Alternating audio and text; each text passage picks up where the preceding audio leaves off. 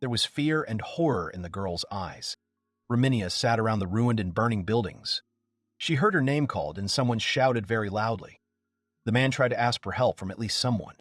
Reminia covered her ears and was startled by a loud scream. She tried to imagine that all this was not around her. At that moment, she heard someone approaching her. The girl looked up and saw that it was her dad, who stood with his back to her and protected his daughter. Reminia tried to stop her father. The man turned to the girl and gently stroked her head. Reminia's dad said that everything was fine.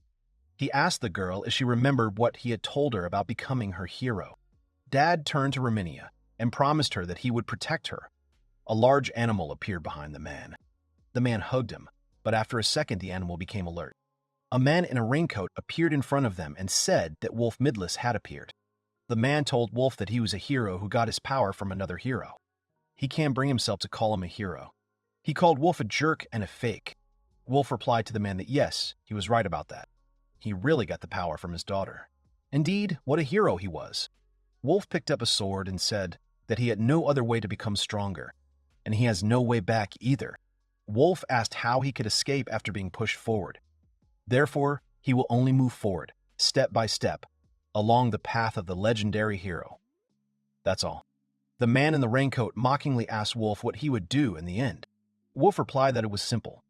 There's only one thing he has to do, and that is to win. A few years ago, Wolf held a woman in his arms who was very ill. The woman was living out her last moments of life. She told Wolf that she didn't have long left. The woman asked the man to listen to her request. Wolf listened attentively to the woman with fear in her eyes, and she asked him to let the man take care of this child. Wolf took the woman and asked her not to die. The man's hand shook with despair, and he shouted at the woman that she had not even told her name.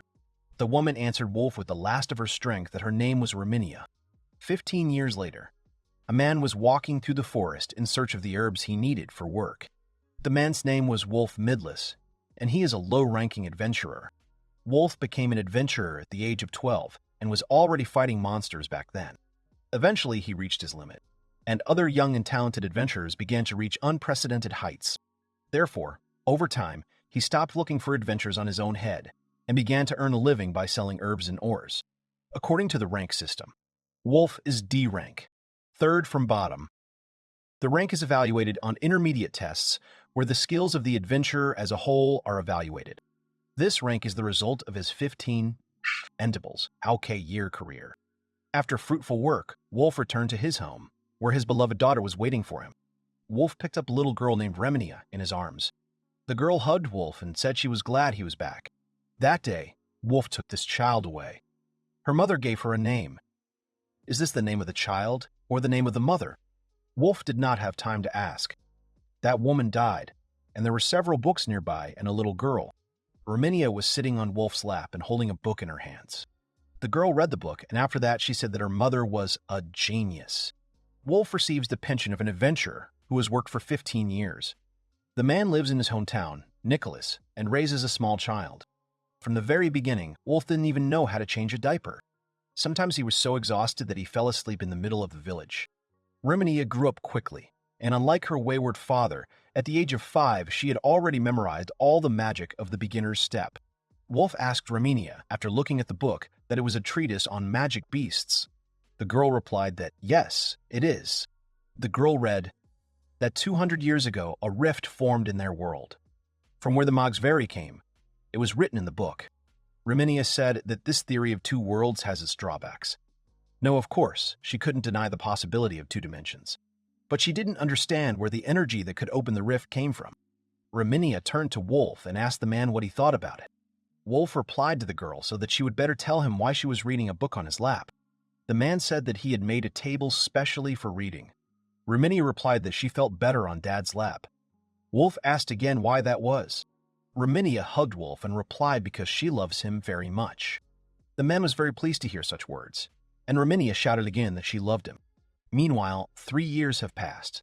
The excited men ran into the village headman's house and shouted to him that trouble had come because Beowulf was in the village. Everyone turned to the headman and they tried to figure out what to do, because Beowulf is a K-rank monster. They didn't understand how he got to the village. Someone suggested that he broke through the barrier. And there are no adventurers in the village. The village headman did not show his emotions and did not answer the men. So they once again asked the headman what they should do. The old man replied that they had no other choice, so they could only leave the village and leave as soon as possible. Suddenly, Wolf thought about the whole situation in an instant, and he decided to raise his hand. Wolf told the headman that he would go. Everyone was shocked by this. The men asked Wolf what he was saying about Beowulf. The man thought he had already retired, and besides he has a D rank. Wolf is not his opponent. Wolf replied to the man that he knew this. Reminia clung to Wolf, and the man said that his house was there. He had to protect his daughter too. Tears appeared in Reminia's eyes, and the girl asked Wolf to promise that he would definitely return to her alive. The girl held out her fist to the man. Wolf replied that yes, it would be. Wolf promised to return to her without fail, and they bumped fists. Beowulf was already close to the village. He growled frighteningly and slowly crept towards the target. Wolf appeared in his path, pointing a sword at the monster. But that didn't stop him, and Beowulf attacked the man. Wolf tried his best to stand up in a fight with the strongest monster. Wolf stabbed the monster with his sword, and that only angered Beowulf. The monster clung to his shoulder with all its might, and Reminia, who saw it with her own eyes, screamed in fear. Wolf plunged his sword right into the monster's mouth to escape from it. The monster released Wolf, and the man realized that he was not in a very favorable position right now. Wolf raised his head and looked out the window of the house. The man thought that he could definitely defeat Beowulf. At that moment, Reminia looked at the Pope and prayed for his salvation. Suddenly, Beowulf struck at Wolf's arm, and because of this, he lost his sword. The weapon jumped out of the man's hand and fell not far from him. After that, Beowulf sharply hit Wolf on the body, and because of this, the man fell to the ground. The monster was close to destroying the man. Wolf began to think about the situation and realized that he needed to apply these plants. Wolf slammed his fist with the plant into the monster's mouth. Beowulf received a serious blow, but this angered the monster even more. He turned around and hit the man on the ground with his tail with all his might. Wolf received a serious blow. The headman watched the man and said that he had succeeded. It seemed to the headman that it worked. The monster lowered its muzzle down, and Wolf slowly rose up. The next moment, Beowulf took his last breath, and after that he abruptly fell to the ground and stopped moving. Reminia and the other men were shocked by what had happened. Reminia called out to her father to pay attention to her. After a while, the exhausted Wolf was put to bed, and Reminia took care of him. Reminia read in her book how to work with herbs and apply magic. 10 days passed in this way, and still Reminia did not leave Wolf's side. The girl was lying sadly on the edge of her father's bed, and suddenly she heard his voice. Wolf told Reminia that she had woken him up. Reminia couldn't hold back her tears. She immediately hugged her father tightly and cried even more. Reminia apologized to her father. Reminia told Wolf that when she grows up, she will marry Dad. Wolf laughed a little and replied that it would be an honor for him. Reminia said that later she would become an adventurer who would protect her father. Wolf laughed again and said he would be very pleased. He asked Reminia if he had become a hero to his daughter.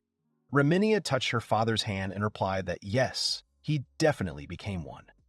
These minutes were invaluable for both of them. Meanwhile, 7 more years have passed. Wolf called out to Reminia and told the girl that it was time for her to leave. The girl was doing the dishes, and she asked Dad that it was time. Wolf replied that she already had to go out. Wolf approached the girl and told her that they had talked about this many times and had already decided everything. It's for her happiness. Reminia puffed out her cheeks and thought about it. She abruptly ran up to Wolf and hugged him tightly. Reminia told the man that she didn't want to leave him. She will worry about him very much. Wolf hugged the girl too and said he knew it. The man believes that they can handle it. Wolf asked Reminia not to forget to eat well. Reminia asked Wolf not to drink too much. Wolf replied to her that he would not, and the girl also asked him to eat mean vegetables. Wolf promised this to the girl.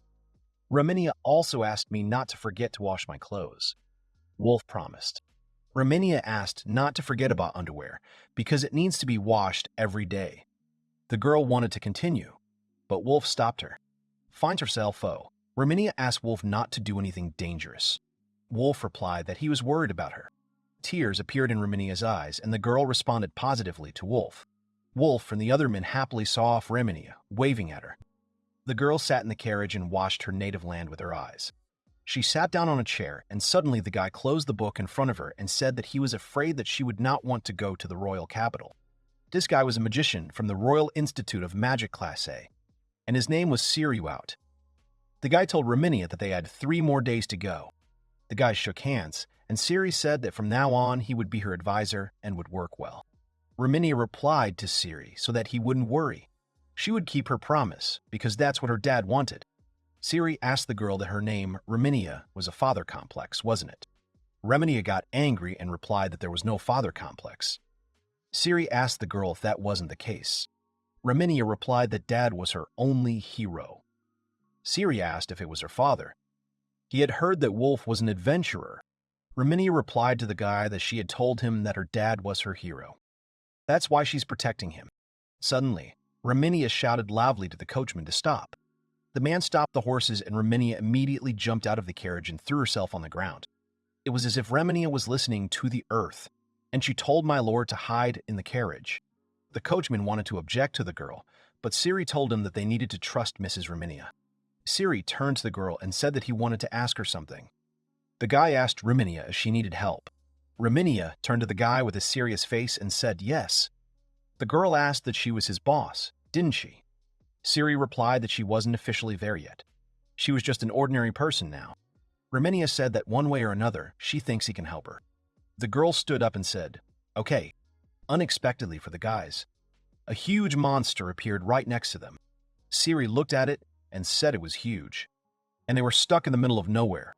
Siri turned to Ms. Reminia and asked her to leave there as soon as possible. But Reminia only asked them to step back. The girl put her hands in front of her and said she wasn't going to say it was a good idea. Her fire magic incinerated the monster. Reminia turned to Siri and said that, of course, he could run away and forget about the honor of his name forever. But she would not retreat anywhere. With the help of her power, the girl is going to defeat this monster. Reminia abruptly opened her eyes and told the monster to go to hell. The girl shouted the words, Bravation. The red flame is the apostle of exile. The monster started screaming furiously, and suddenly there was a very powerful explosion. The monster began to burn and growl in pain. Siri was very surprised by the girl's abilities and told her that it was a high-rank spell. Magic is so powerful that it can turn everything around into scorched earth. Siri didn't understand how Reminia's body could withstand magic of this level. Siri found out that the rank of the reminiscence was SS. The guy realized that there are only 2 people with the SS rank in the country of Strabal.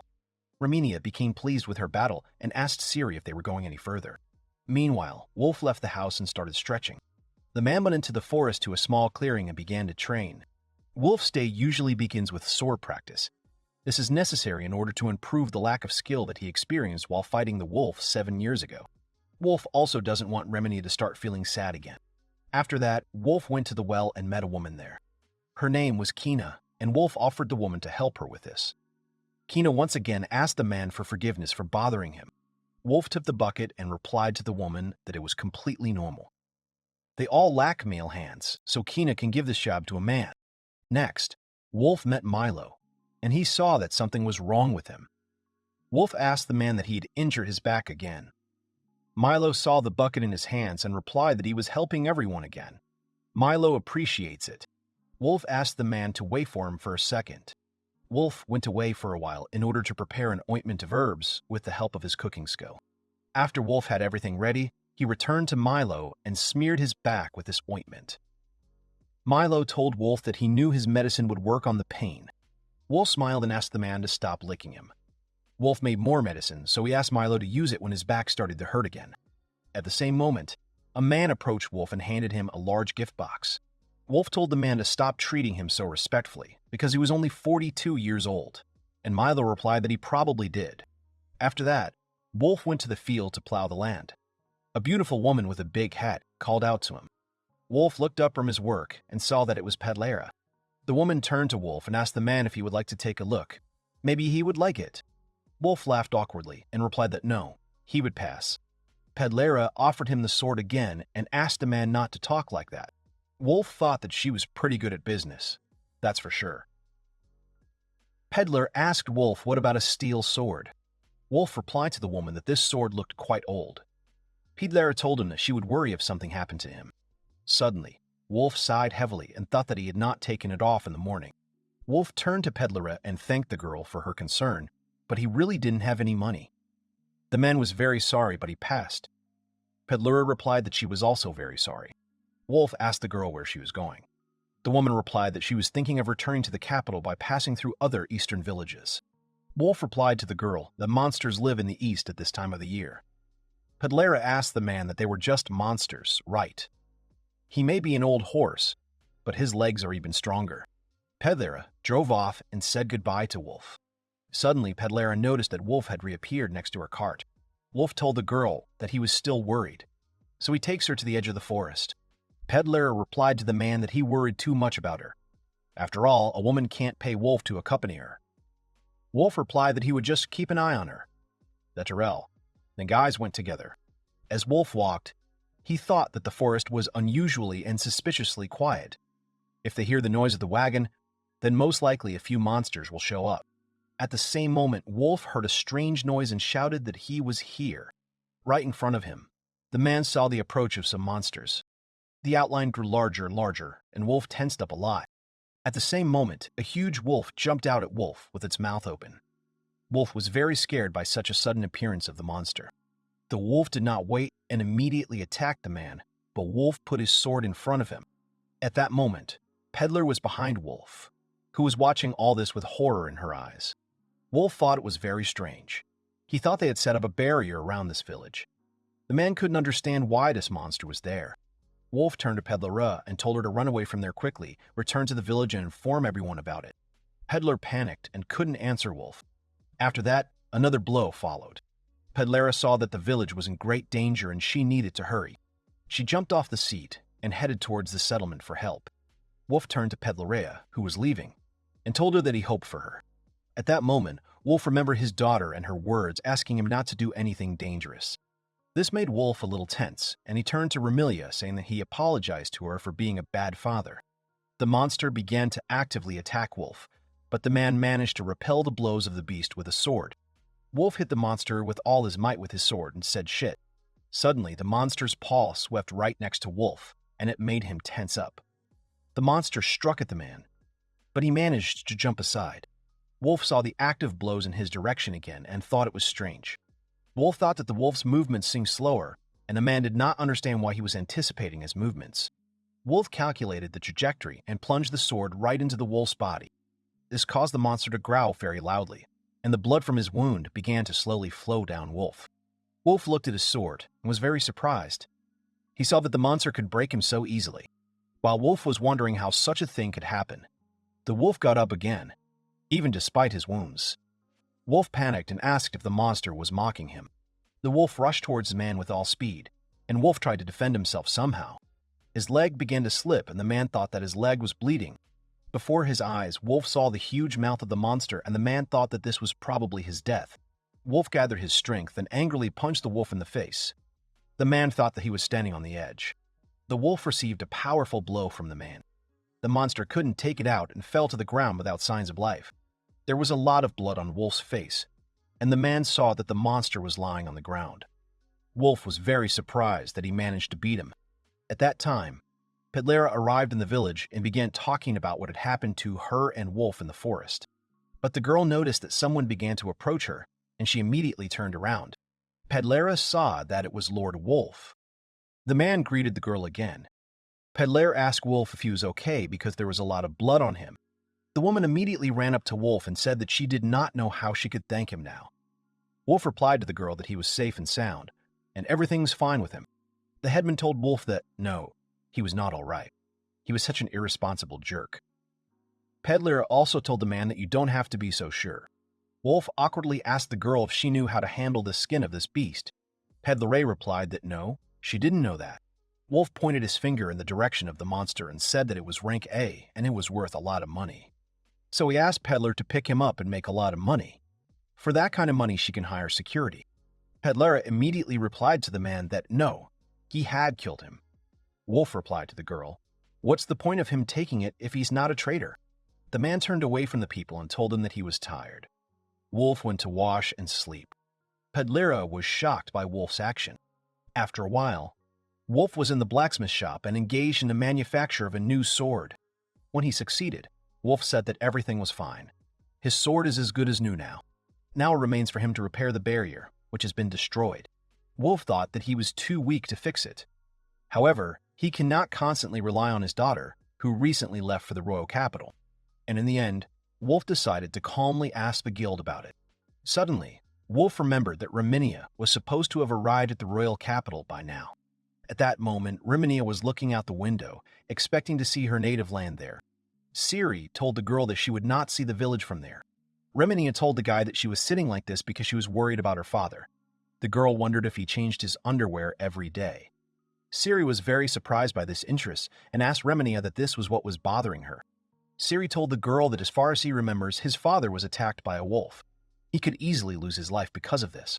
And immediately Siri got nervous and covered his mouth with his hand. But Reminia replied to Siri that she was fine. The girl said that, of course, the monsters around the village belong to the E rank. But outside the barrier, this is not the case. So she did something for her dad. Siri asked the girl to tell him what she had done.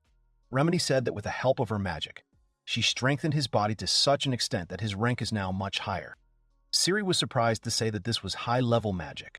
The guys looked at each other for a while and were silent.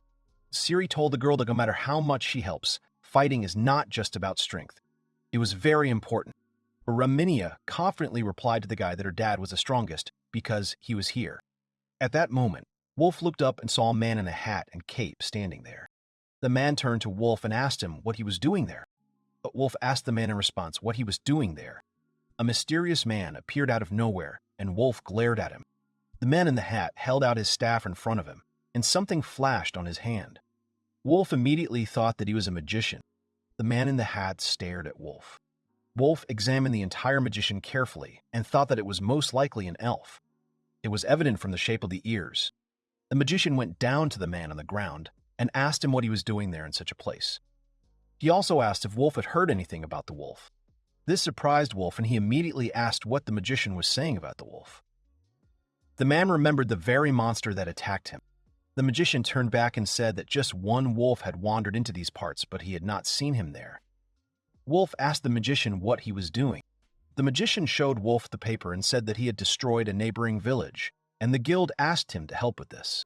Wolf thought that he understood everything. Well, if he's talking about that lone wolf, then Wolf decided to tell the magician that he was the one who defeated him.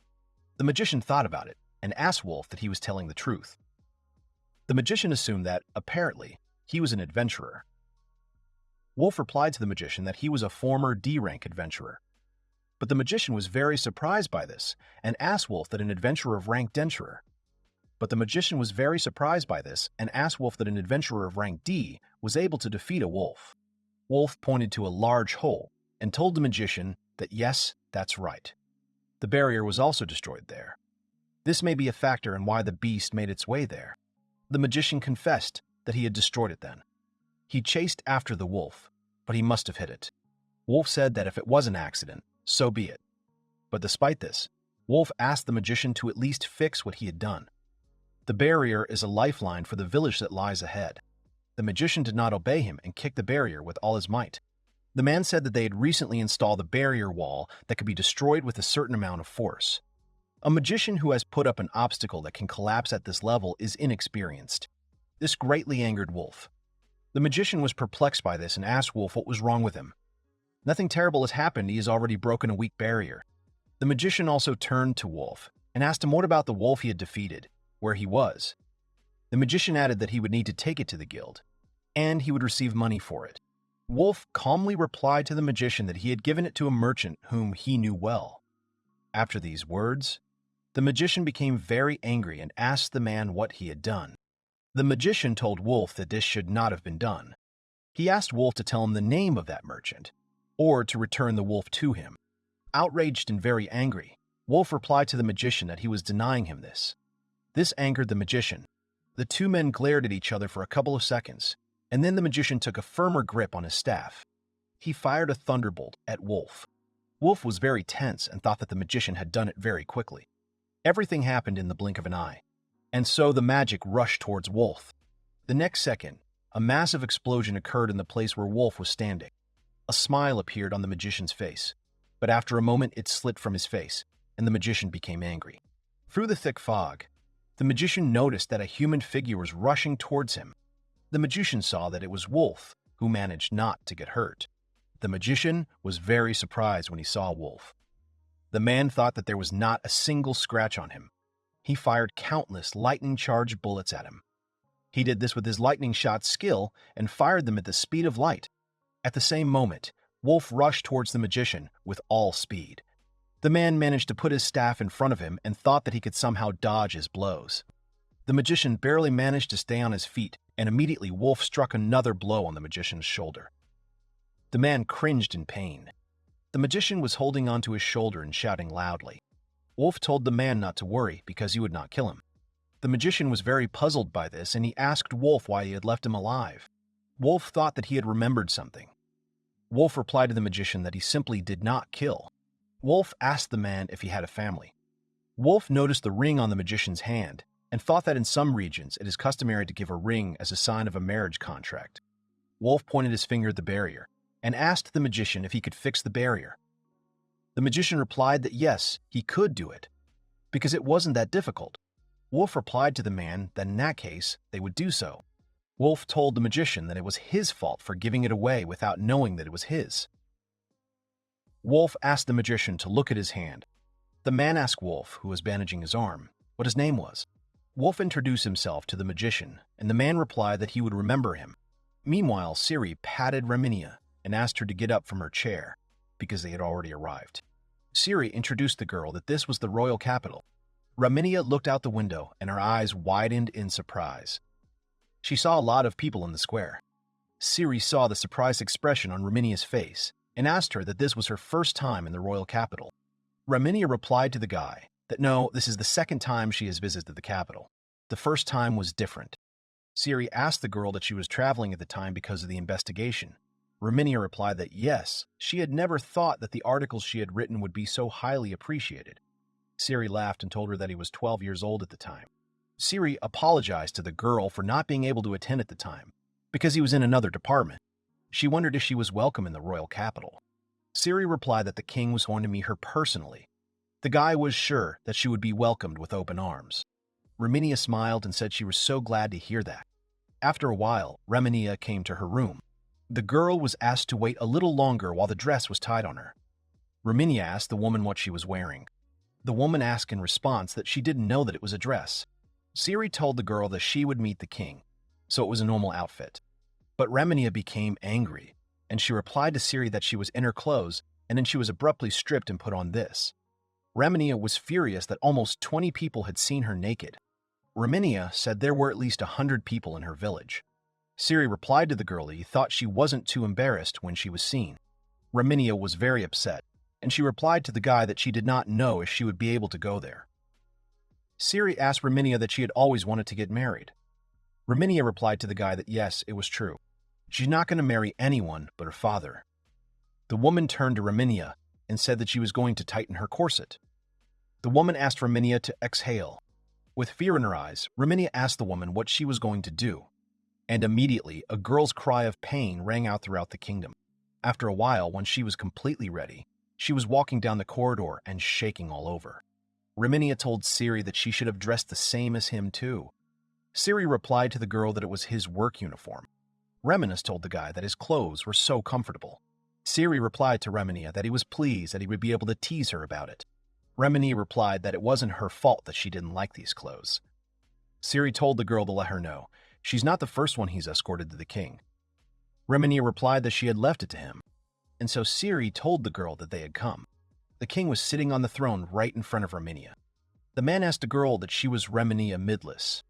Reminia bowed before the king and replied that it was a great honor for her to meet him. Yes, this is her, Wolf's daughter from the village of Nikiris.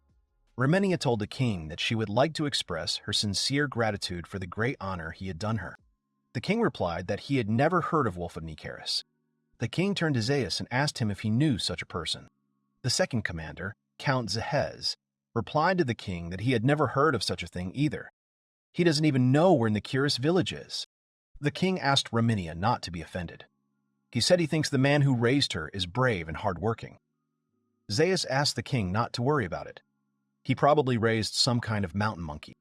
Zaius asked about the fact that he, as the second great hero, had come all this way to look at this little girl. Zaius said he had doubts about Reminia.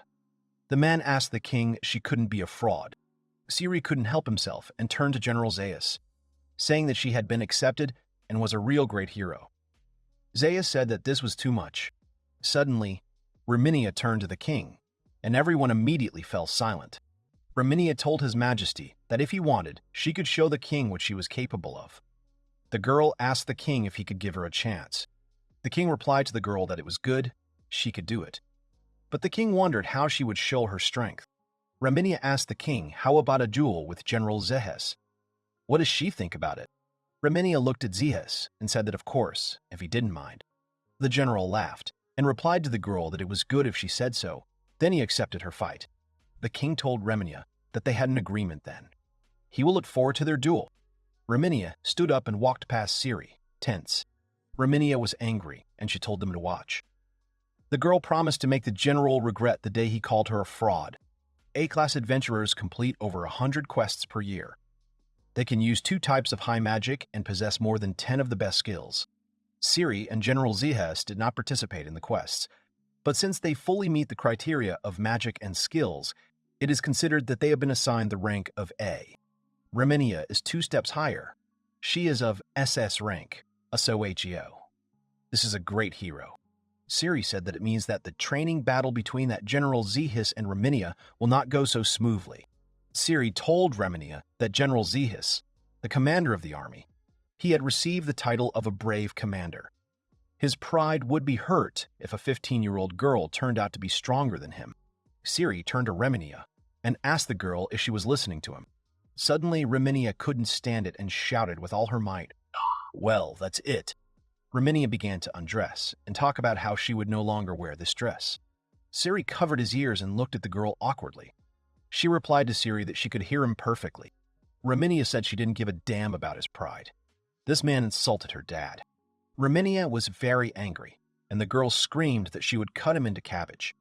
Only then will she be able to calm down. Siri thought that this was the first time he'd seen a person who used the expression cut into cabbage in everyday speech. Siri asked Reminia if she had a chance of winning. The girl may be higher in rank, but he's still a general. Rakol's opponent has overwhelming combat experience. Reminia asked Siri if this was a problem. Siri asked the girl that with her abilities, she could defeat him with one spell. Reminia replied that she would not do that. It wouldn't be fair. She wouldn't use magic. The girl put on a blouse and said she was so cool. This angered Siri, and he asked Reminia what she was saying. Reminia replied that she would not use attacking magic and fortune-changing magic. Siri slapped his face and asked what again. Reminia turned to Siri and asked him to tell her about the strengths of General Zaius. At this time, Wolf was engaged in gardening. He gathered the harvest and put it in a box. Despite this, all Wolf's thoughts were only about reminiscence. Suddenly, a woman appeared and asked Wolf that she was wondering if Reminia was having fun in the capital. Wolf thought about it and replied that she would be fine. As her father, he can tell that she is a very smart girl. Wolf thinks she understands her situation and will act consciously. The woman said that Reminia is always so diligent. Wolf agreed with her and said that yes, this is one of her strengths. This is what she secretly works on the most. Wolf turned in his thoughts to Reminia and asked her not to give up. At this time, Reminia and Siri were walking along the corridor in the castle. The girl turned around and thought that she had just heard her father's voice. Siri saw Reminia's confusion and asked her what happened to her. In response, Reminia just smiled and replied to the guy that nothing had happened. They could move on. At that moment, Zaius was waiting for the girl in the arena. People also gathered to watch this battle, and they supported the general. Suddenly, Zaius himself and all the people opened their mouths in surprise. They saw that Reminia had a wooden sword in her hands. People were wondering if she really wanted to challenge the general in close combat. Zaius became alert and asked the girl, "Hox, what else is it?" "She's a magician.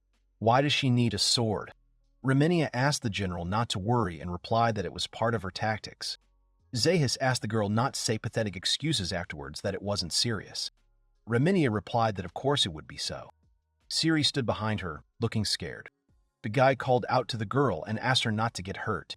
Reminia smiled at the guy and thanked him for his concern. Reminia turned to the general and said that she would be fine because she was strong. And so General Zihes and Reminia prepared for battle. The king raised his hand, waiting to announce the command to start the battle. The battle between Reminia and Zihes has begun. Reminia was quite confident in herself. She stabbed the general with her sword, but he was able to deflect her blow. The general abruptly raised his sword arm and Reminia flew back, landing on the ground. Everyone was chanting and supporting the general and Reminia. The general looked at Reminia and thought that the blow was faster and heavier than he could have thought. At least it became clear to him that Reminia was not a simple dilettante. Zihes gathered his strength and said, "Okay." He pointed the sword at Reminia and slashed at the girl. Reminia was able to dodge the general's sword in time. After that, Ziz began to strike a lot of sword blows at the girl without stopping. Siri stood with a scared face and was very worried about Reminia. He called out to the girl and asked her to try her best in battle. The general stopped delivering endless blows and flew away. Zishis thought that Reminia was doing a great job.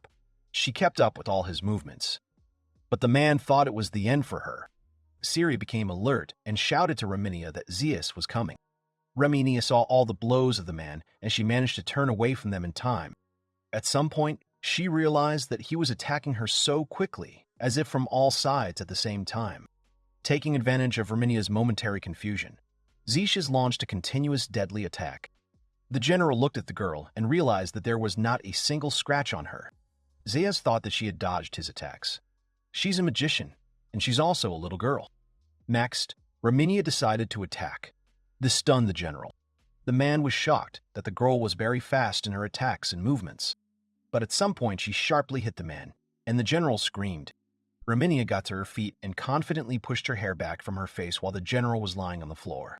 Siri was very tense when he saw what Reminia had done to the general. Meanwhile, the king announced that the duel was over. Everyone joyfully started shouting and supporting Reminia. The king turned to Reminia and told her that she had shown an excellent result. The king asked the girl to continue to try for the benefit of their state. Reminia thanked the king for saying such kind words to her. Reminia bowed before the king and said that for the sake of Rexenia, she would continue to work in her research. When it was over, Reminia began to leave the arena. But suddenly, she heard someone call out to her. Siri joyfully ran up to Reminia, hugged her and said it was incredible. "She's just amazing." Reminia replied to the guy that she was a little worried. The girl told Siri that she was grateful to him. If not for his lectures and explanations, then perhaps she would have lost to the general in this battle. At that moment, they began to help Zazaz get up from the ground. Reminia turned to the general and asked him that maybe this technique should be improved a little in order to deliver not 4, but 5 blows. The girl added that if you step back half a step, then, as she believes, you can add another attack.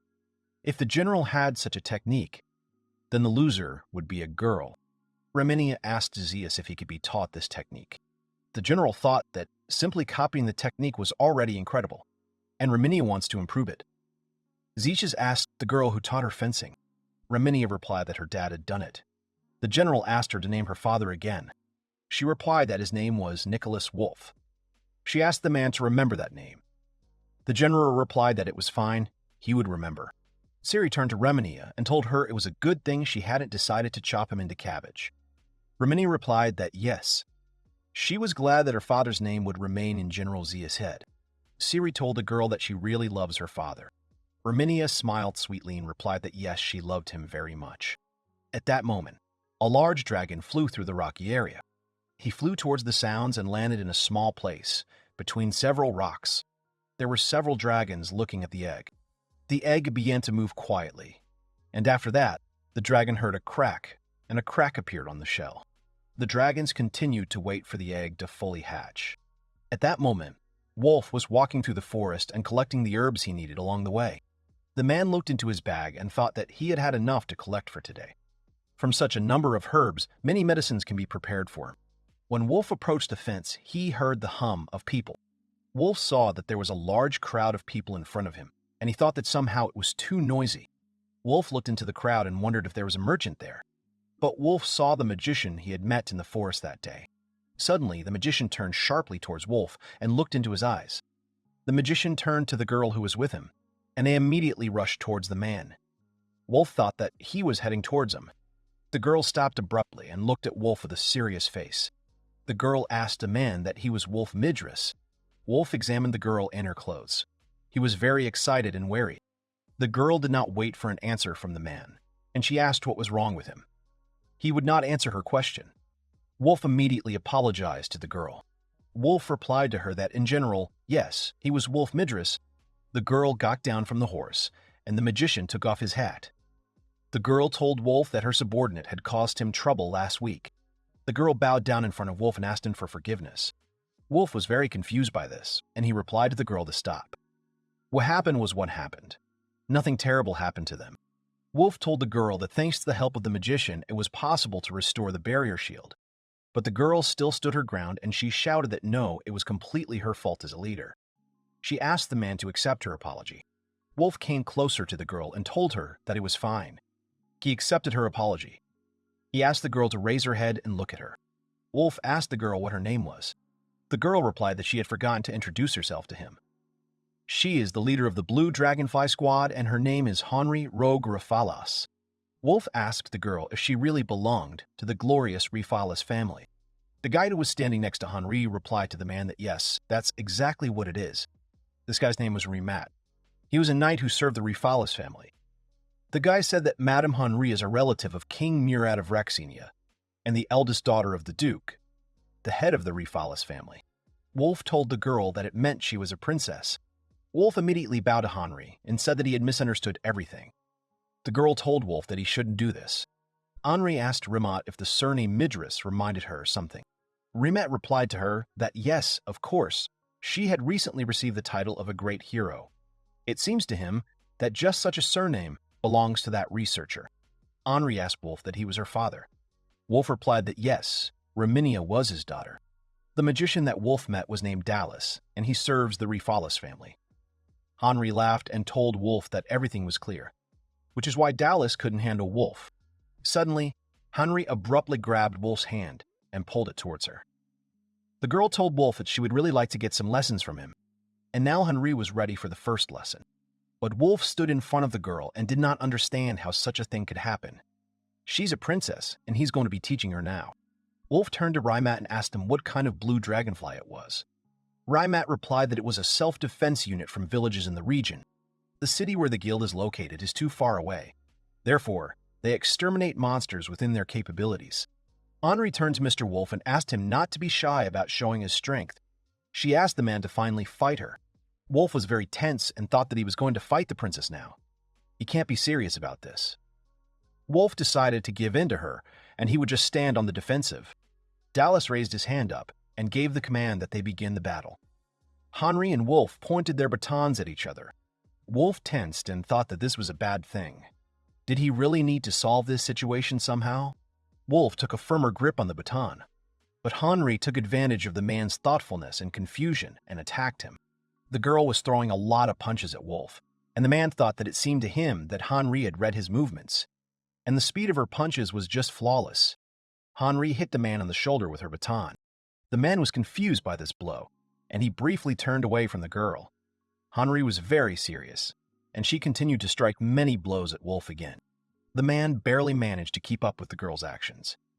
Wolf thought that she seemed to have enough experience to fight any opponent. The man understood for sure that this girl was really strong. At this time, Remat and Dallas were watching the battle go on. Remat was sitting on a stump and told Mr. Wolf that he had forgotten to mention that the princess was a B-rank adventurer. Remat added that for this reason he should not underestimate a woman. Because of this, he may get burned. While Wolf was getting a lot of punches from Princess Henri again, the man thought that he wanted to answer Remat so that he would tell him about it earlier. But now it's not up to that. Wolf realized that he didn't have to hold back against a strong opponent. Henri stopped for a few seconds to catch his breath, and Wolf decided it was time for him to show his strength. The man hit Henri with his baton, but the girl managed to defend herself. The man's face changed abruptly, and Wolf tensed because he realized that Henri had dodged. Wolf couldn't understand how this could happen. The man realized that he was caught. Henri put her hands up and told Wolf that she wasn't just hitting at random either. Henri asked the man to get ready, and she abruptly dealt a serious blow to Wolf. At that moment, Wolf abruptly plunged into memories of how he was lying on the ground, and Reminia ran up to him and asked that he had succumbed to her. Wolf held his head and replied to the girl that no, in fact it was not. He told his daughter that she was actually the one who was so strong. Reminia was not satisfied with this answer, and she got angry. The girl replied to her father that no, Dad should not lose to anyone. Wolf laughed a little and asked Reminia not to say such nonsense. There were small tears in Reminia's eyes, and the girl asked her father why he told her that. Dad is the hero of reminiscence. He shouldn't lose to anyone. These words touched Wolf, and he gently hugged his daughter. The man replied to Reminia that it was good. Dad would not lose anymore. Reminia replied to her father to try his best. These memories gave Wolf strength, and he managed to put his baton in front of Henri. This shocked the girl very much, because she was already confident of her victory. Wolf gained even more strength, and he sharply struck the girl, from which she flew away. Henri's baton flew out of her hands and rose into the air. She fell behind Henri, not far from the scene of the battle. Wolf realized that Henri was unarmed, and this was a relief to him. He exhaled, but then remembered that he was actually fighting the princess. The man turned to Henri and asked her if she was hurt. Henri's eyes widened at what had just happened. The girl froze for a second and couldn't say anything to Wolf. Wolf was confused by the way Henri reacted to her loss. The girl lowered her head slightly and turned to Mr. Wolf. The girl asked Wolf to listen to her right now. Wolf was scared and asked the girl what she wanted to tell him. Henri took Wolf's hand in her own and timidly asked the man to marry her. This surprised the man very much, and he was speechless. The next moment, he screamed with all his might and asked, "Ugh, what does this mean?" Meanwhile, in the royal castle, a man stood in front of a mirror and adjusted his clothes. This man's name is Harold Rogue Raphalis. He asked for his mustache and said it was better that way. This man owns approximately 15% of the kingdom of Recensia. He is the head of the ducal house of Raphalis. He went out into the hallway and thought about how he basically manages agriculture and 2 states. The man was actually a very busy man, because his subordinates were waiting for him in the corridor. Behind him was a man with a notebook in his hands. He turned to Mr. Harrell and began to tell information that concerns his allies. Harrell held out his hand in front of the man as a sign that this conversation was canceled.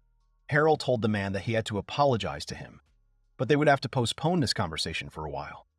After all, today he will finally have dinner with his daughter. Harrell thought that was why he needed to get some rest. Sometime later, Harrell went to the hall for dinner with his daughter Henri. Henri was very happy to meet her father, and she told Harrell that she had a certain man whom she wanted to marry. The girl asked her father if he would like to meet him. Harrell was shocked by such words that he even spat out the entire drink from his mouth. Harrell asked Henri about what she was already saying about the wedding. The man said no, they wouldn't discuss it. Henri was slightly upset and replied to her father that he refused her without even looking at the man personally. She might hate him so much. Harrell wiped the drink and sweat from his face and replied to the girl that, okay, she could tell him more about this man. Harrell asked the girl what the man's name was. The girl replied that his name was Mr. Wolf. Harrell replied to his daughter that he had not heard of such a person. He asked Henri what his rank was. Henri replied that he was of rank D, even though he was already retired. But despite this, he was very strong. This surprised and strained Harrell even more, and he asked Henri again that this man was retired. How old was he then? Henri replied that she thought he was 42 years old. Harrell fell face first into the table and slammed his fist on the table, because Harrell himself was 42 years old. The man abruptly got up from the table and told his daughter that he did not approve of such an old man as his daughter's husband. He asked Henri to think about their age difference. Henri replied to Hariel that of course they have an age difference. But Henri believes that by the power of love they will be able to overcome this. Harrell began to panic very much. The man thought that this was the umpteenth time they were talking about this. When Henri sees a man stronger than her, she falls head over heels in love with this man. If her bad habit is not corrected, the next time she will bring a dragon to meet him. Suddenly, Harrell thought about what he had mentioned about the dragon. Remat turned to Mr. Harrell and asked the man if he had called him. Harrell asked Remat how they were doing with the mine. The guy replied that the fact is that so far there have not been such adventurers who would have A rank and above, and they would be able to cope with this task. Harrell replied that everything was clear to him. Harrell turned to his daughter and asked the girl if she knew that a dragon had appeared in his mine. Henri replied to her father that, yes, she knew about it. The girl asked the man that he had not yet solved this problem. Suddenly, Harold told Henri that if the man who could please his daughter could kill that very dragon, then he could invite him to their house. This made Henri very happy, and she asked Harold with a spark in her eyes that he was telling the truth. Harold thought that he did not know who this wolf was, but he was unlikely to be able to defeat the dragon. Henri and her team immediately headed towards Wolf's village. Dallas turned to Henri and told her that he, of course, understood the situation, but still he was forced to ask the girl how she was going to bring Mr. Wolf to the dragon. Henri replied to the man that it was not a problem for her. She was sure that Mr. Wolf would definitely agree to this. Dallas replied to the girl that he was no longer an adventurer and was now retired. The magician was not completely sure that Wolf would agree to go to the trouble of killing the dragon. Henri turned to Ramat and asked the guy what he thought the same way. Ramat replied that he thought it would be difficult for him to do so. This slightly upset Henri. Suddenly, an idea appeared in the girl's head, and she wanted to share it with the guys. After a while, Dallas burst into Wolf's house and told him that Henri was in the clutches of a dragon. Wolf was shocked by this. He was afraid for the life of the princess. He hesitated for a while. Wolf got up from the table and asked Dallas what exactly he had said about Madame Henri. Dallas immediately realized that Wolf believed his words, but of course it wasn't true. Henri told the guys that the hero would definitely save the princess from the dragon. Wolf went to the door and told Dallas that they needed to contact the guild as soon as possible. But Dallas stopped the man and asked him to wait for it. Dallas told Wolf that they should not stall for time, because it takes a few seconds, and the dragon can just take and eat the princess. That's why he asks Wolf to help them rescue Henri. Wolf was shocked by Dallas's words, and he asked the magician that they were definitely asking for help from him. At that moment, Remat joined the conversation, who told Wolf that there was no one in the area stronger than him. Remat asked the man to help them in this trouble. Wolf started shaking his head and looking from Remat to Dallas, and both adventurers bowed their heads in front of Wolf. Wolf plucked up the courage and told the guys it was good. He would help them with this. He will do everything in his power. At that moment, Remat and Dallas simultaneously thought that when this task was completed, they would ask for a salary increase. The guys did not hesitate, and they immediately went to help Henri. But first, Wolf decided to conduct a reconnaissance and find out what kind of dragons were there. He looked through binoculars and told Remat and Dallas that he counted 12 individuals there.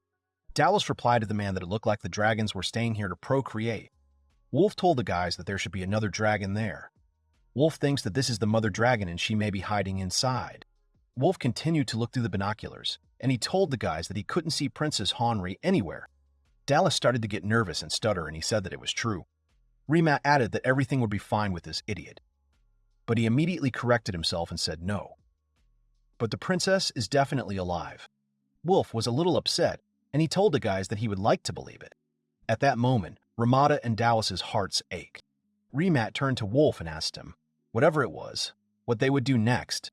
Suddenly, a lot of tools and a large bag of herbs appeared in front of Wolf. Ramat was surprised and asked the man what the drugs were.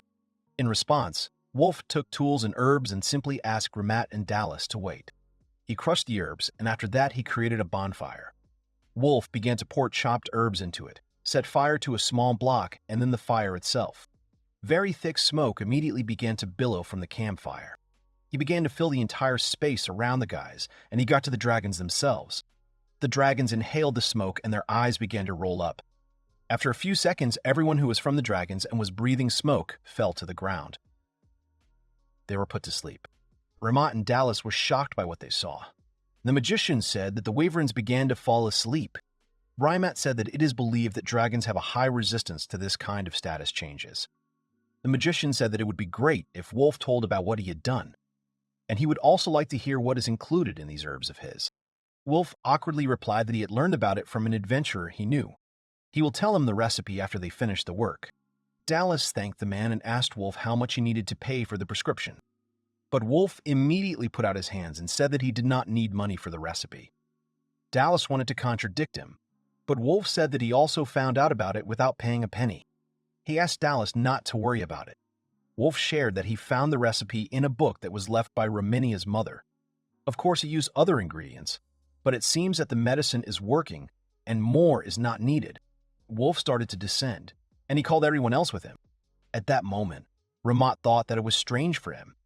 As a rank D adventurer, he knows how to fight dragons. Dallas saw that Rimat was standing still and thinking about something.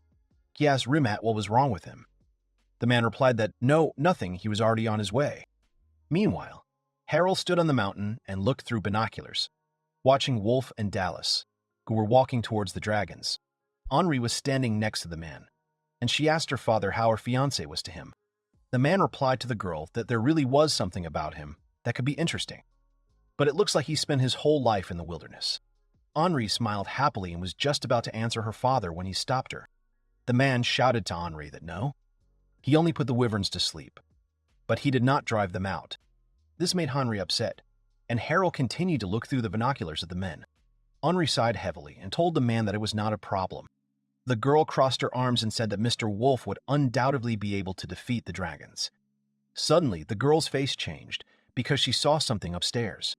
This surprised Henri, and she asked what it was up there. Henri tried to make out the creature in the sky, which was slowly approaching them through the clouds.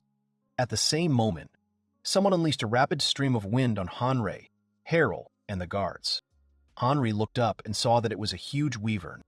Meanwhile, Reminia and Ciri were sitting in a small room in the kingdom. While Ciri was busy reading the book, Reminia sat and felt sad. Reminia turned to Ciri and asked him if she could return home now, but the guy definitely told her that no, you can't. Ciri told the girl that because she had sent back all the research tools and materials that the country had prepared for her out of the kindness of her heart, she had attracted the attention of the top management of the research institute. Ciri added that until the experimental equipment she ordered arrives, she needs to stay in the kingdom. He asked the girl to imagine what the researchers would say about the fact that Reminia returned home only because she was bored. Reminia replied to the guy that she was just worried about her father. Ciri sighed heavily and told the girl that she had applied an increase in attack, an increase in defense, an increase in defense, an increase in dexterity, and a decrease in the effects of magic to Wolf. She strengthened him in all aspects. Ciri just couldn't figure out what there was to worry about. Ciri tensed and wondered if there was something else. Reminia replied to the guy that her dad was a very good man. The girl was not herself, and she told Ciri that because her dad was good, she was worried that some woman might cheat on him. Ciri thought about it and replied to the girl that he thought it was hardly possible. Meanwhile, Wolf and the others were at the entrance to the mine where the sleeping dragons were. Dallas approached one of the dragons, and he was very surprised that they were really holy. The man said that despite the fact that Wolf is an adventurer of rank D, he cannot stop being surprised by his knowledge and skill.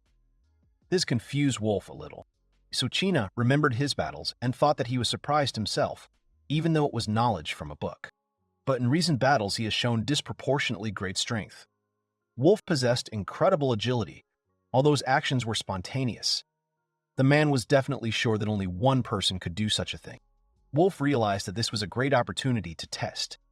But right now, Princess Henri's life was the most important priority for them all. Wolf turned to the men and suggested that while the wyverns were sleeping, they would find the princess. Dallas and Ramat were very uncomfortable, and the man turned to Wolf saying that there was such a thing.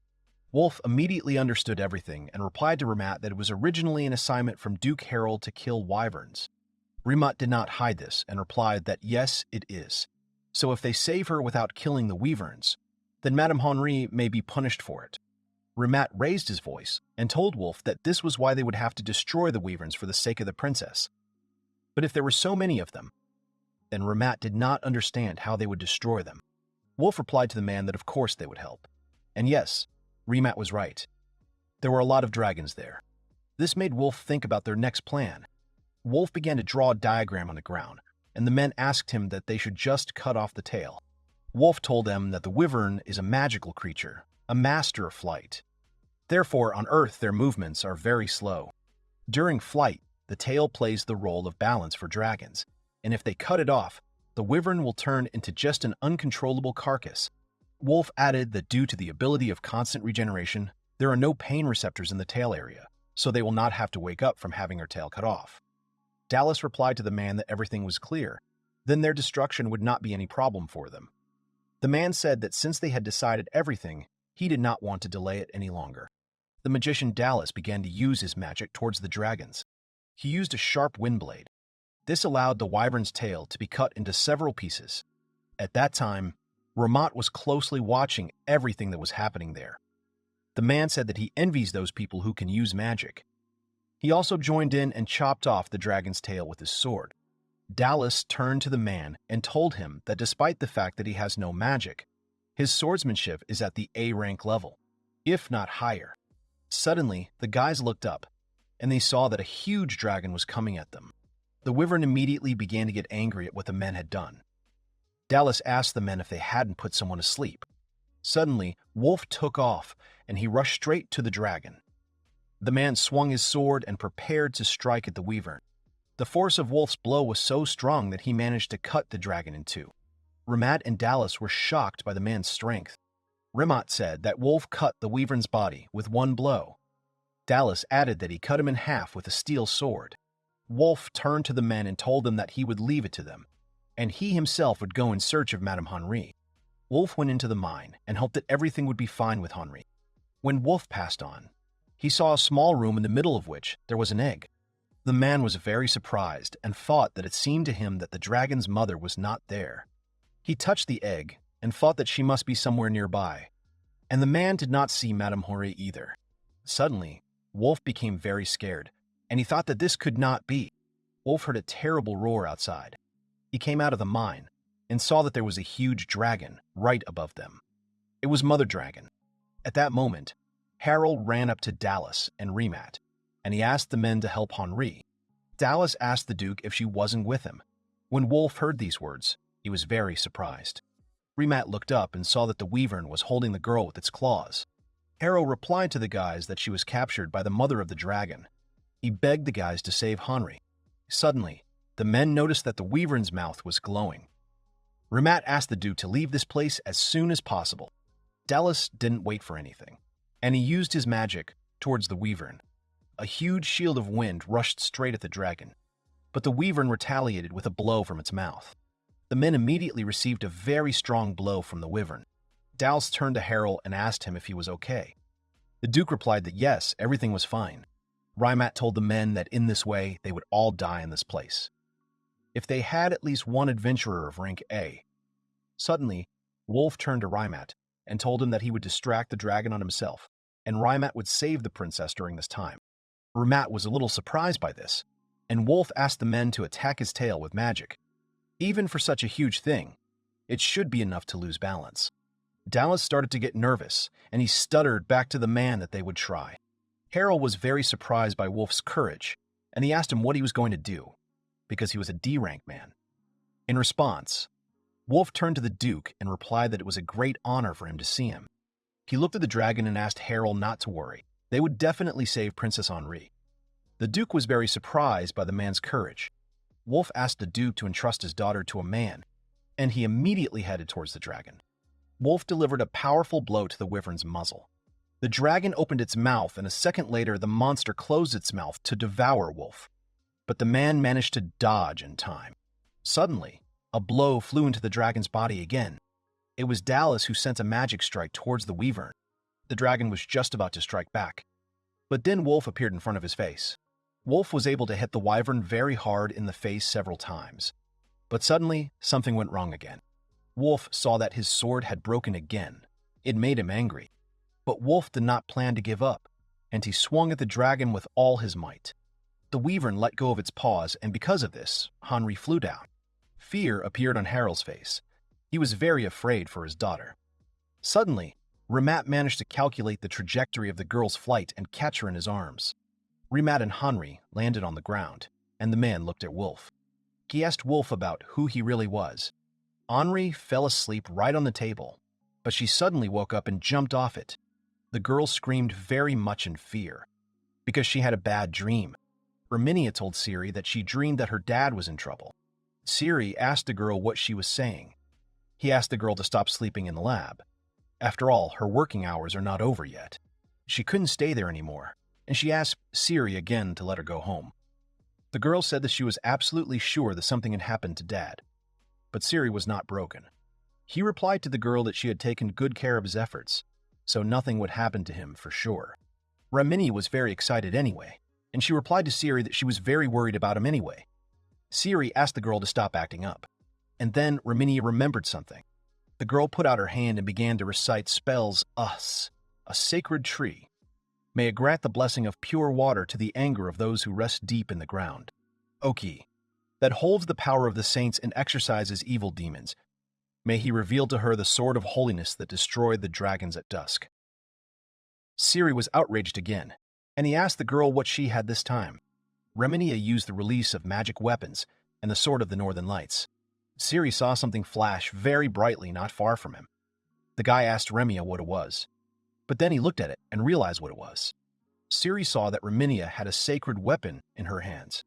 The girl lifted him up with her abilities and the sword disappeared in an instant. Reminia said that the transfer of the sword had been completed. Siri was very surprised by this, and he asked the girl where she had sent him, really to his father. Reminia replied that, yes, of course he did. The guy told the girl that he would definitely be puzzled by such a gift. He asked the girl to just imagine if a sword would fall out of nowhere while cooking. He's going to be stunned. But Reminia was confident in herself, and she asked Siri not to worry because her dad knows how to apply it. She set it up so that when the danger passed, the sword disappeared. So he won't have a problem with that. Siri understood that he was already starting to go crazy. The guy had no idea how Wolf would not have problems. Meanwhile, Wolf was in great danger in the form of a wyvern. All the men were wary and tried to think of a plan. Dallas was shocked that after all the wounds the dragon had received, he could still move. Wolf thought that with this broken sword, he would not be able to finish him off. The man really wanted to have a powerful weapon at this moment, and now Wolf was illuminated by a bright light. The man was trying to see what was falling on him from above, and he saw that it was a holy sword. Wolf started shaking his head and he was trying to figure out where the sword came from. But still, the man was reassured by the fact that with the help of this sword he would be able to finish off the dragon's mother. Wolf gained strength and took this sacred sword. The man began to breathe heavily from excitement. Wolf raised the sword above him and thought that it was bigger than a copper sword, but light as a feather. Therefore, he will be able to cope with the wyvern without much effort. The man realized that it was a holy sword. Wolf thought that he did not know if it was a miracle or the work of his daughter, Reminia, but he realized one thing. Knock, oh, ah, Hawakis. He could definitely kill the dragon with it. And so, Wolf was preparing to fight a huge dragon. The wyvern was the first to deliver a powerful blow towards Wolf, but the man was ready for it.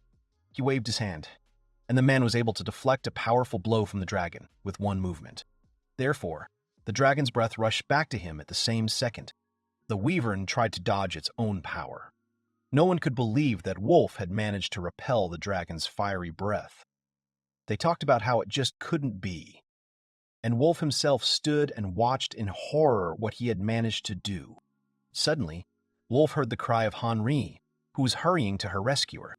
Wolf lowered his sword and told Princess Henri that he was very glad that she was okay. Henri saw that the man had a sword in his hands, and she asked Wolf where he got this weapon from. The man replied that it was his gift from a capricious goddess. He turned to Princess Henri and asked her to retreat while he distracted the dragon's mother. But suddenly, the very dragons that Wolf had put to sleep not so long ago woke up. The men were scared of this, and Wolf said that the noise must have woken them up. Dallas told him that without tails, they were no longer as agile as they had been before. Dallas decided to defend himself from the attack of the dragons, and he used the windshield. Despite what Wolf told the princess, Henri did not retreat, but on the contrary, she headed towards danger. The girl walked past Wolf and asked him not to worry, because they would take care of these dragons themselves. This surprised the man a little. Princess Henri was very confident in herself, and she gave the command to her squad that they were moving forward on the offensive. They'll cover for Mr. Wolf. At that moment, Harel approached Wolf, and he called out to the man. Harel asked Wolf to show him how he would slay the mother dragon. An awkward smile appeared on the man's face. This gave Wolf confidence, and he asked Harel to rely on a man for this. Reminia decided to brighten up her everyday life and eat the delicious food she had today. These are corn kernels, ground and fried in oil. The girl was very tasty. Siri approached the girl and asked her for forgiveness for disturbing him, but he wanted to ask her something. The guy asked how powerful the strengthening magic was applied to her father. Reminia asked the guy that he was interested in talking about her dad. Siri thought that he couldn't tell her that he was just bored. Siri asked the girl what class of monsters she thought he could handle. Reminia replied to the guy that if we talk about Class A, then it will probably be difficult for him to cope with it. Siri replied that, for example, if Reminia's father noticed that he had strengthening magic and tried to change his abilities by fighting a stronger magical creature, he could also get injured.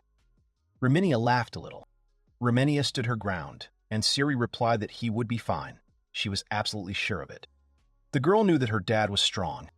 Once again, Reminia asked Siri if she could go home, but the guy replied to the girl that no, you can't. At that moment, Wolf was seriously injured in the battle. His arm was cut off. Everyone was in shock because of this. They began to worry very much about Wolf's condition. The man was trying to hold on, and he thought he had lost his guard. And just because of one mistake, he lost his arm. The man realized that this Class A dragon was too strong. When Princess Hanri saw that Wolf had lost his arm, the girl was very scared and fell into a stupor. But Ramat called out to the girl and told her that there were even more dragons than before. The princess and her team tried to defend themselves against the wyverns in some way. At that moment, Wolf thought that Madame Hori and the rest of the men from her team were in mortal danger. Wolf realized that his vision was getting darker, and he was getting worse and worse by the second. Wolf had lost too much blood, which made the situation worse. Despite this, Wolf thought that it didn't matter to him how hopeless the situation was now. He was always ready to get back on his feet. The man was ready to do this for the sake of Madame Henri, Ramat, and Dallas, for the sake of the Duke. But above all, he is ready for the sake of his daughter and the promise he made to her. Wolf screamed with all his might that it wasn't time for him to die yet. At that moment, Henri saw that some kind of light magic appeared near them. The girl tried to see and find out what it was. Suddenly, Wolf's arm began to grow back. It was very surprising for a man. He couldn't believe that his own hand had begun to regenerate before his eyes. Remat asked about Wolf's immortality. Dallas replied that it was a temporary regeneration. The magician said that in truth, this is magic, which is usually used for the gradual healing of wounds. But the fact that he was able to fully restore his arm was very surprising to him. Wolf looked at his new, healthy hand. He squeezed her into a fist and said that his daughter was taking too much care of him. This helped Wolf to get back in line and continue the battle with the wyverns. The dragon fired a pillar of fire directly at Wolf, but the man managed to jump away and head towards the wyvern. Wolf swung his sword at the wyvern and he aimed it at the dragon's mouth. The man used a battle cry, which is capable of stopping a person's movements for a while. He'd already been subjected to this before. The man was determined that he would not repeat such mistakes again. He applied acceleration and headed towards the dragon. This magical ability helped the man to strike many blows at the dragon, so that the wyvern itself could not trace the trajectory of the man's movement. At one point, the dragon growled ferociously from being hit too many times. Wolf said that this would be the last blow to the dragon. The man gathered his last strength and dealt a crushing blow to the monster. He was of incredible strength that even a pillar of energy shot skyward. This helped Wolf to chop off the dragon's head. Thus, the man destroyed it. Wolf was very tired after the battle. The man remembered his severed hand and looked at it. Wolf realized that his hand was in place. At that moment, Henri realized that they were safe now and they could relax. The girl immediately ran to Wolf to thank him. Henri couldn't contain her emotions. She hugged the man sharply and did not want to let him go. But Wolf himself was not ready for this. He wanted to say something to Henri, but the girl looked into his eyes and he couldn't say a word. Wolf looked at Dallas, Ramat, and the rest of Henri's team and saw that they had managed to deal with the rest of the monsters on their own. Henri looked at the man with a twinkle in her eyes and told him that she was glad that her master Wolf had coped with such a difficult task. Henri did not hide her feelings, and she kissed the man on the cheek with all gratitude. But Wolf was very surprised by what Henri was doing to him now. The man tensed and tried to figure out what this gesture from the girl meant. Meanwhile, the sun came out in the sky, meaning that all the troubles were over. Sometime later, when Wolf came to his senses after the battle with the wyverns, he went to the domain of Lord Harrel. When Wolf entered the mansion, he saw that everything around him glittered with beauty and luxury. On the walls of the mansion hung paintings of Mr. Harrel himself in elegant frames. Shortly before that, Ramat turned to Wolf and told him that in honor of their victory over the dragons near the mine of the Lord, Duke Harrel invites him to his mansion. Wolf remembered that he had been told so. He wanted to come in the most luxurious shirt and trousers, but everything did not go according to plan. When Wolf entered the mansion and saw all the luxury, The man realized that they were on completely different levels with Harold and his family. Wolf was even more upset because he remembered that he had forgotten to change his underwear. At that moment, a subordinate of the Duke turned to Wolf. He asked the man to go with him to a room where he could rest after the battle. It was a huge room with a warm bath. Wolf couldn't believe he was in such a luxurious place. The man thought that, as it seems to him, this bathhouse is about the same in area as the public baths in which he was when he visited the capital. Then there were a lot of people there, and there was absolutely no smell of tranquility in the bathhouse. Wolf couldn't even lie down properly and relax to rest. Wolf sank into the water and thought that if that was the price for defeating the dragon, then it was simply priceless. At that moment, a girl who was completely naked passed from the other side of the pool. Wolf saw the figure of a man through the thick steam of the bathhouse, and the girl turned to Wolf. This immediately made the man very tense.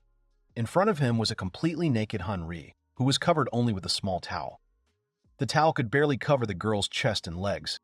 Wolf was very confused by this, and he abruptly turned away from the girl so as not to look at her. Wolf asked Princess Henri what she was doing there and why she had come to him. Henri timidly replied to the man that she had come to wash his back. Wolf immediately stopped the girl and told her that this was definitely not part of the princess's duties. He knew for sure. The man said that if any of the people suddenly saw them there together, then Wolf would definitely be executed for it. Henri began to get upset by the man's reaction to her arrival. The girl replied to Wolf that she wanted to come to his bathhouse herself. But still, Henri decided to check with Wolf if she would interfere with him. Wolf's emotions intensified even more, and he replied to the girl that she could pass, but only if she washed his back. Henri was very happy about this. Henri wrapped herself in a towel and began to wash Wolf's back with foam and a washcloth. The girl asked Wolf if he liked the way she washed. Wolf replied that yes, he was pleased about it. Wolf thought that no one had washed his back like that for a long time. Wolf turned to Henri and asked her why she was doing this now. The princess replied to the man that she wanted to thank him in this way. But Wolf told the girl that she definitely did not have to do this. He doesn't need such a warm welcome. Henri objected to the man and replied that no. Rather, she wanted to apologize to him. But Wolf did not understand what the girl meant. Henri replied that she actually wanted to say something. But the girl did not have time to finish because her foot abruptly began to slide on the floor due to the fact that there was a lot of soap. Henri tried to stay on her feet, but despite this, she fell right on Wolf's back. The man immediately rolled his eyes because she realized what had happened. Wolf wondered if Henri had touched him with her breasts. But immediately the man pulled himself together and thought that he needed to calm down. After all, this girl is too young, and besides, she is a princess. There is a thin fabric between him and Henri now, so Wolf tried to convince himself not to think about it.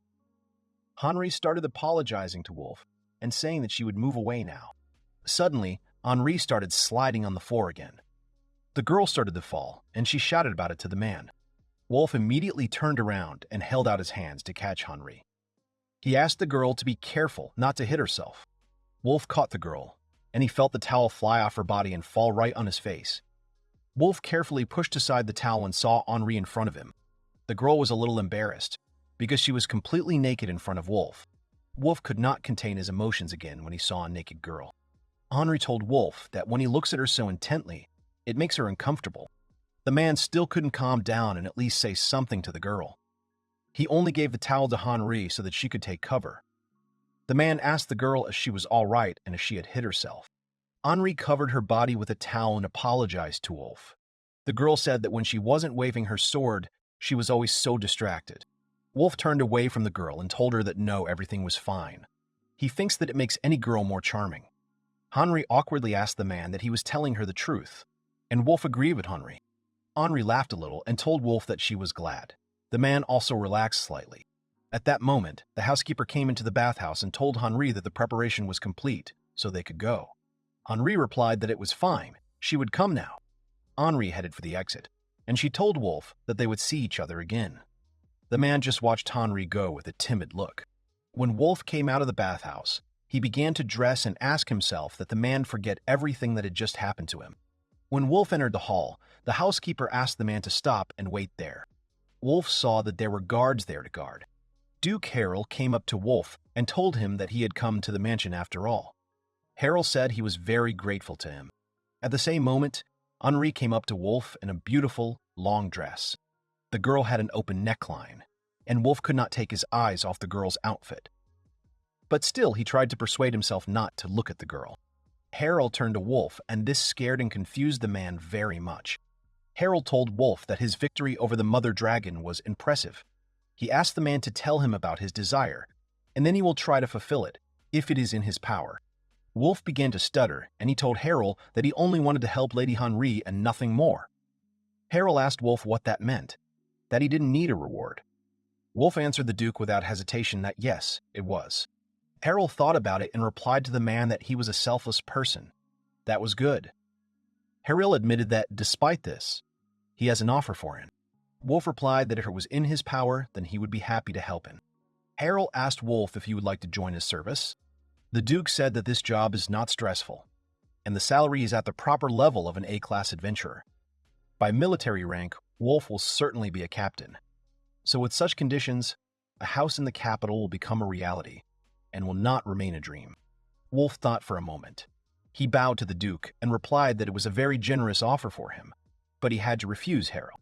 The man shared that he had already retired from all business, and all he needs is a quiet life in his native village. Henri decided to persuade Wolf to agree to her father's proposal, because the man's strength fascinated him. Wolf replied to the girl that his goal was to prepare a place for his daughter where she could return. Harold sighed heavily and replied to the man that he was very stubborn. Wolf apologized to the Duke for the refusal. Harold said, okay, there's nothing to be done now. He asked Wolf if he could just accept a reward from a grateful person. It would be shameful for the House of Refalis to let its benefactor go without reward. Then Wolf decided to ask the Duke if he could buy goods from a merchant who comes to their village. Harold did not understand what the man meant, and Wolf decided to tell him about it. The man said that once Peddler asked Wolf to accept her gift. Wolf saw that it was a steel sword. Peddler said that she gave it as a thank you for saving her then. But Wolf replied to the girl that he could not accept the sword for free. Peddler tried to persuade him. Wolf told Harold that he had offered to pay her money so many times, but he was constantly refused. Harold laughed, and he replied to the man that it was amazing for him. Wolf was so important to the happiness of other people. Wolf awkwardly asked the man that he shouldn't do that. Harold apologized to Wolf.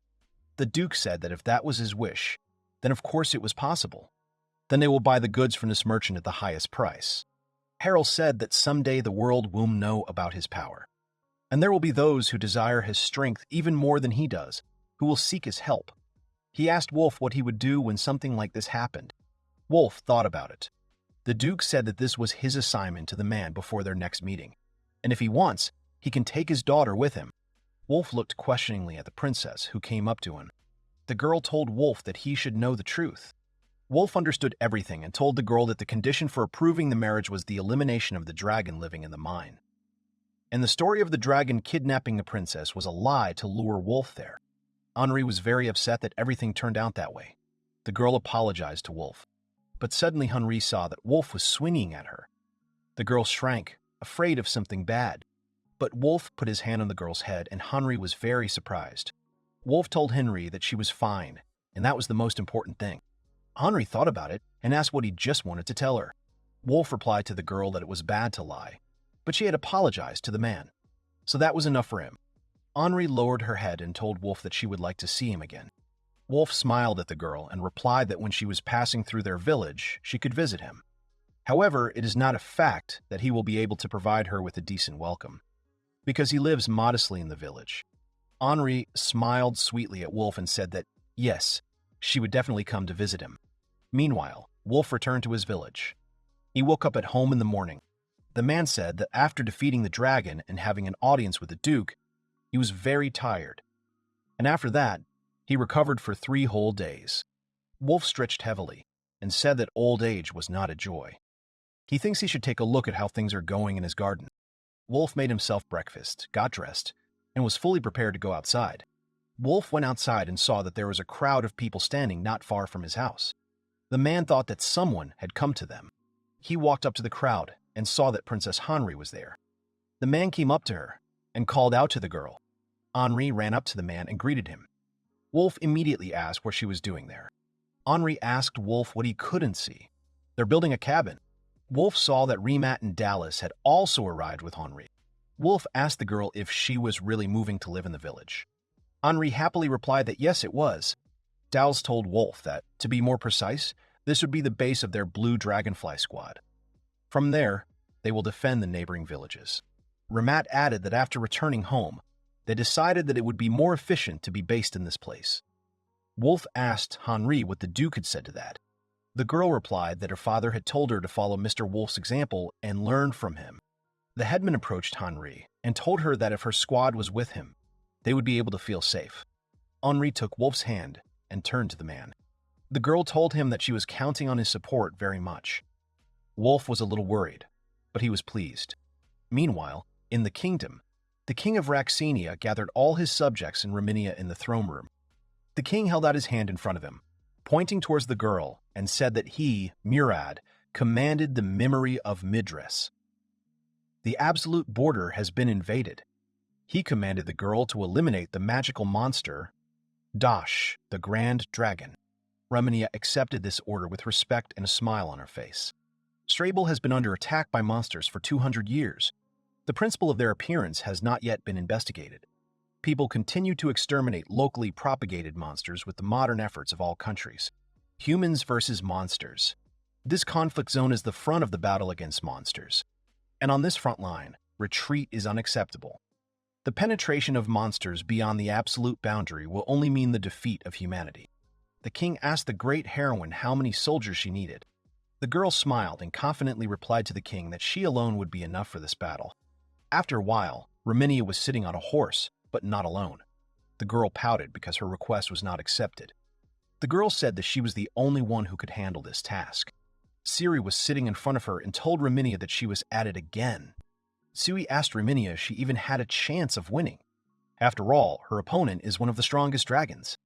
Reminia smiled slyly and asked Siri if he was really worried about the girl. The guy replied that he wasn't at all. He worries about his homeland. Siri told the girl that there was a problem on the northern border of the Lartian kingdom, in the very north of the front. Reminia asked the guy what it was to the Grand Dragon invasion, didn't she? Siri replied with a serious face that yes, it was. The Lartian kingdom has already sunk into the abyss of fire. Even if it is possible to avoid complete destruction, you'll have to accept the fact that half of the population will be lost. This is a truly unprecedented situation. After that, the dragon headed straight south, and now it is heading towards their homeland, Sel-O-H-E, Roxenia. Reminia told the guy that they had to stop his advance on the Slimer Plateau by any means before their laboratory turned to ashes. They should definitely end it. When Siri and Reminia arrived, the girl looked ahead and told the guy that there was not a single soul in sight. Siri told the girl that it would be another day before the dragon arrived. So while they have time, they'll have to come up with a plan. But Reminia replied to the guy with a calm voice that it was pointless, because they didn't have a drop of time. Siri asked the girl in surprise what she was talking about. At that moment, Siri saw that a huge dragon had appeared right in front of them. The guy was very scared, but Reminia was calm. Siri shouted to Reminis that this dragon was so big. Reminia replied to the guy that she was even jealous that he was so big. Siri didn't like it and asked the girl not to be so careless. The guy asked Reminia what they should do now, in such a situation. Reminia replied that she would do something first. The girl began to say a spell. Let him sow chaos running through the flames. It was the summoning of the fire god, who immediately appeared beside the girl. It was a fierce fire god of enormous size. Siri was delighted with what the girl had done. He shouted that Reminia had just cast a summoning spell. Siri changed his mind and told Reminia that this way she would definitely be able to slay the Grand Dragon.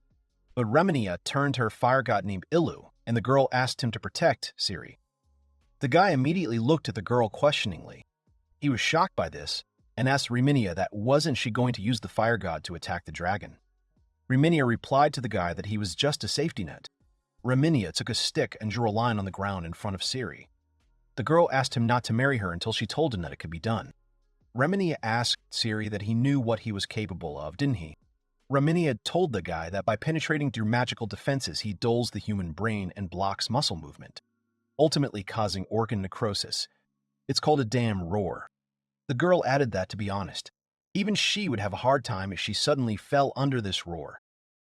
Siri got excited and asked the girl what she would do. But Siri did not wait for an answer from the girl, and he called out to her again. At that moment, Reminia stood and looked at the sky with a smile. Siri saw that Reminia was heading towards the dragon. The guy was very scared for the girl, and he stretched out his hand in her direction, trying to somehow stop her. But as soon as Siri wanted to take a step forward, crossing the line on Earth, the god of fire immediately stopped him. Siri realized that he would not let him pass, and would not let him go and help the girl. This upset the guy very much, and he thought that even being an SS rank magician, there is absolutely no guarantee to survive in battle against the Grand Dragon. Siri tried to shout at the girl again, but she didn't hear him at all. The dragon saw that Reminia had come too close to him. This caused the dragon to use a cursed roar towards the girl. Siri was very scared of this because he remembered the words of Reminia about the spell. The guy understood that if he didn't do something right away, then his mistress would. But the guy immediately stopped and corrected himself, saying that his 15-year-old girl would die defending the country. Siri was very scared and shrank. Siri couldn't help but think that this just shouldn't happen. The girl must stay alive. Siri began to pray that Reminia would stay alive. At that moment, a confident Reminia raised her hands in the air, while the dragon continued to emit its cursed roar. Then Reminia used her magic towards the dragon, and the girl told the monster that she would crucify him. Reminia cast a spell, Falk, the heavenly binding formation of swords, and at the same moment, many swords were thrust into the monster's body. The dragon began to growl, but nothing helped him anymore. Siri was closely following what was happening on the battlefield and worried about Reminia. The guy saw that the dragon had fallen to the ground, and there were a lot of swords in his body. Siri exhaled and thought that the magic of the time attribute, which stops the movement of the target, is able to defeat such a huge creature. The guy was shocked that such a thing could happen in front of his eyes. With a smile on her face, Reminia turned to Siri and told the guy that everything was over. But immediately the smile fell off the girl's face, and she tensed up. Reminia saw that Siri was standing scared, and tears were flowing from his eyes. With a grin, Reminia asked the guy why he was crying. But Siri replied to the girl that he was not crying. Reminia just wanted to say something sarcastic about the guy, but Siri asked her to shut up. The guy suggested that the girl kill this dragon as soon as possible. Reminia turned away from the guy and told him that no, they wouldn't do that. Siri asked the girl in surprise what it meant. Reminia suggested to the guy that he lay there for 5 days, and only then Ilu would deal with him. But Siri tried to stand his ground, and he told the girl to finish the task faster and return to the castle. Reminia sighed heavily and told the guy that he didn't understand anything about it. Reminia told Siri that if they killed him now and came back, they would be sent to an even more distant front. The girl assumed that the king had said that the power of Reminia Midrace must be able to put an end to this war. Siri asked the girl what her problem was then. She can really put an end to this war. Reminia sat down on the grass and replied to the guy that she had come to the capital not to fight magical creatures, but to study them. She was promised that she could do research. The girl picked up a book and said that if it were otherwise, she would have already returned to the village and read this book on her father's lap. Siri imagined it and was confused. Reminia turned to the guy and said that in this world there are as many people who want to end the war as there are those who want it to continue. And so far, Reminia is not going to make new enemies from the category of the latter.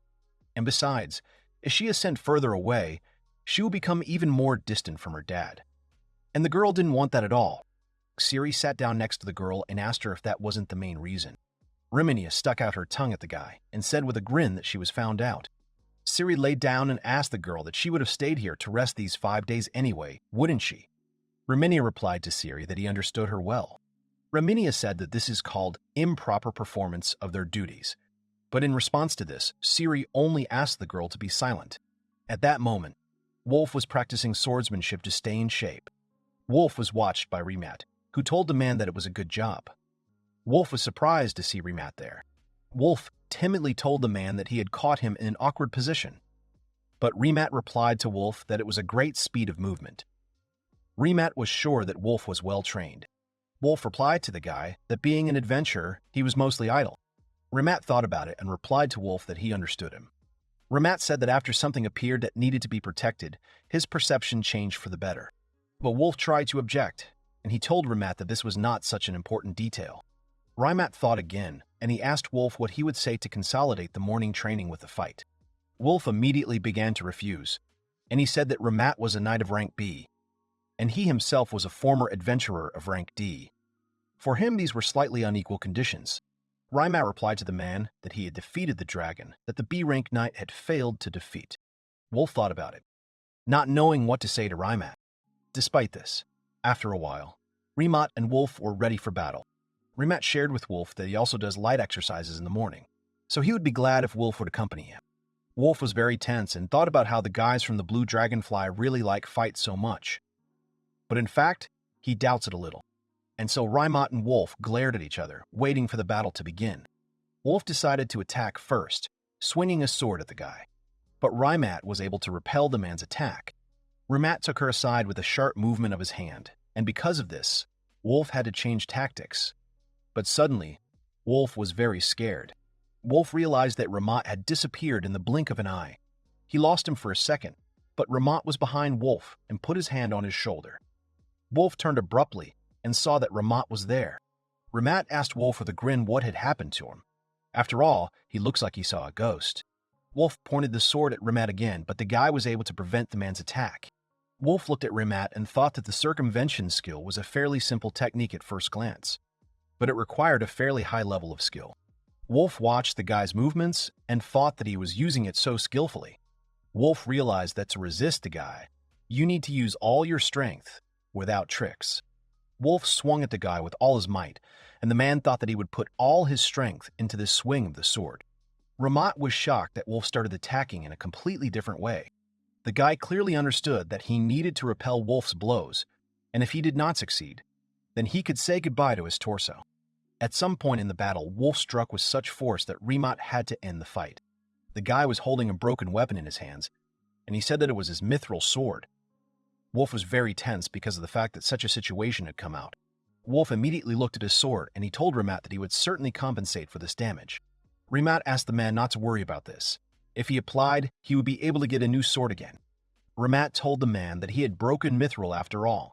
It was an incredible power for him. This confused Wolf, and he replied that no, it wasn't really true. Rimat told the man that while he was not controlling his power, now it seemed to be controlling Wolf himself. It's like a dragon was harnessed to pull a cart or something. Wolf replied to the guy that he understood him in this. Rimat asked the man if he had come up with anything. Wolf replied that no, he could forget about it.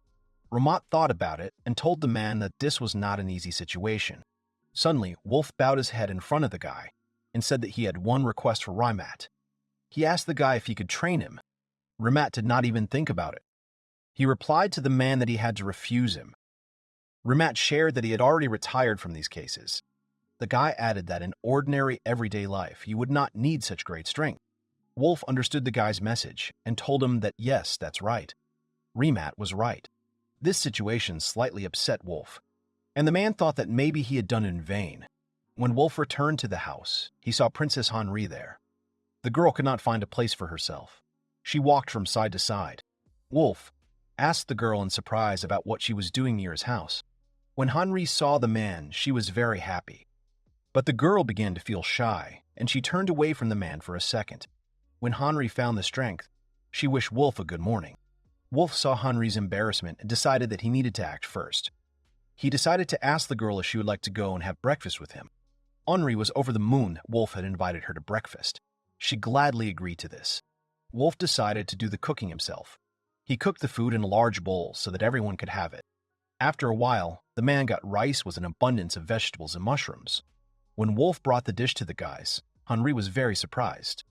The princess felt that the dish had a very pleasant smell. The guys wished each other a pleasant appetite, and they began to eat.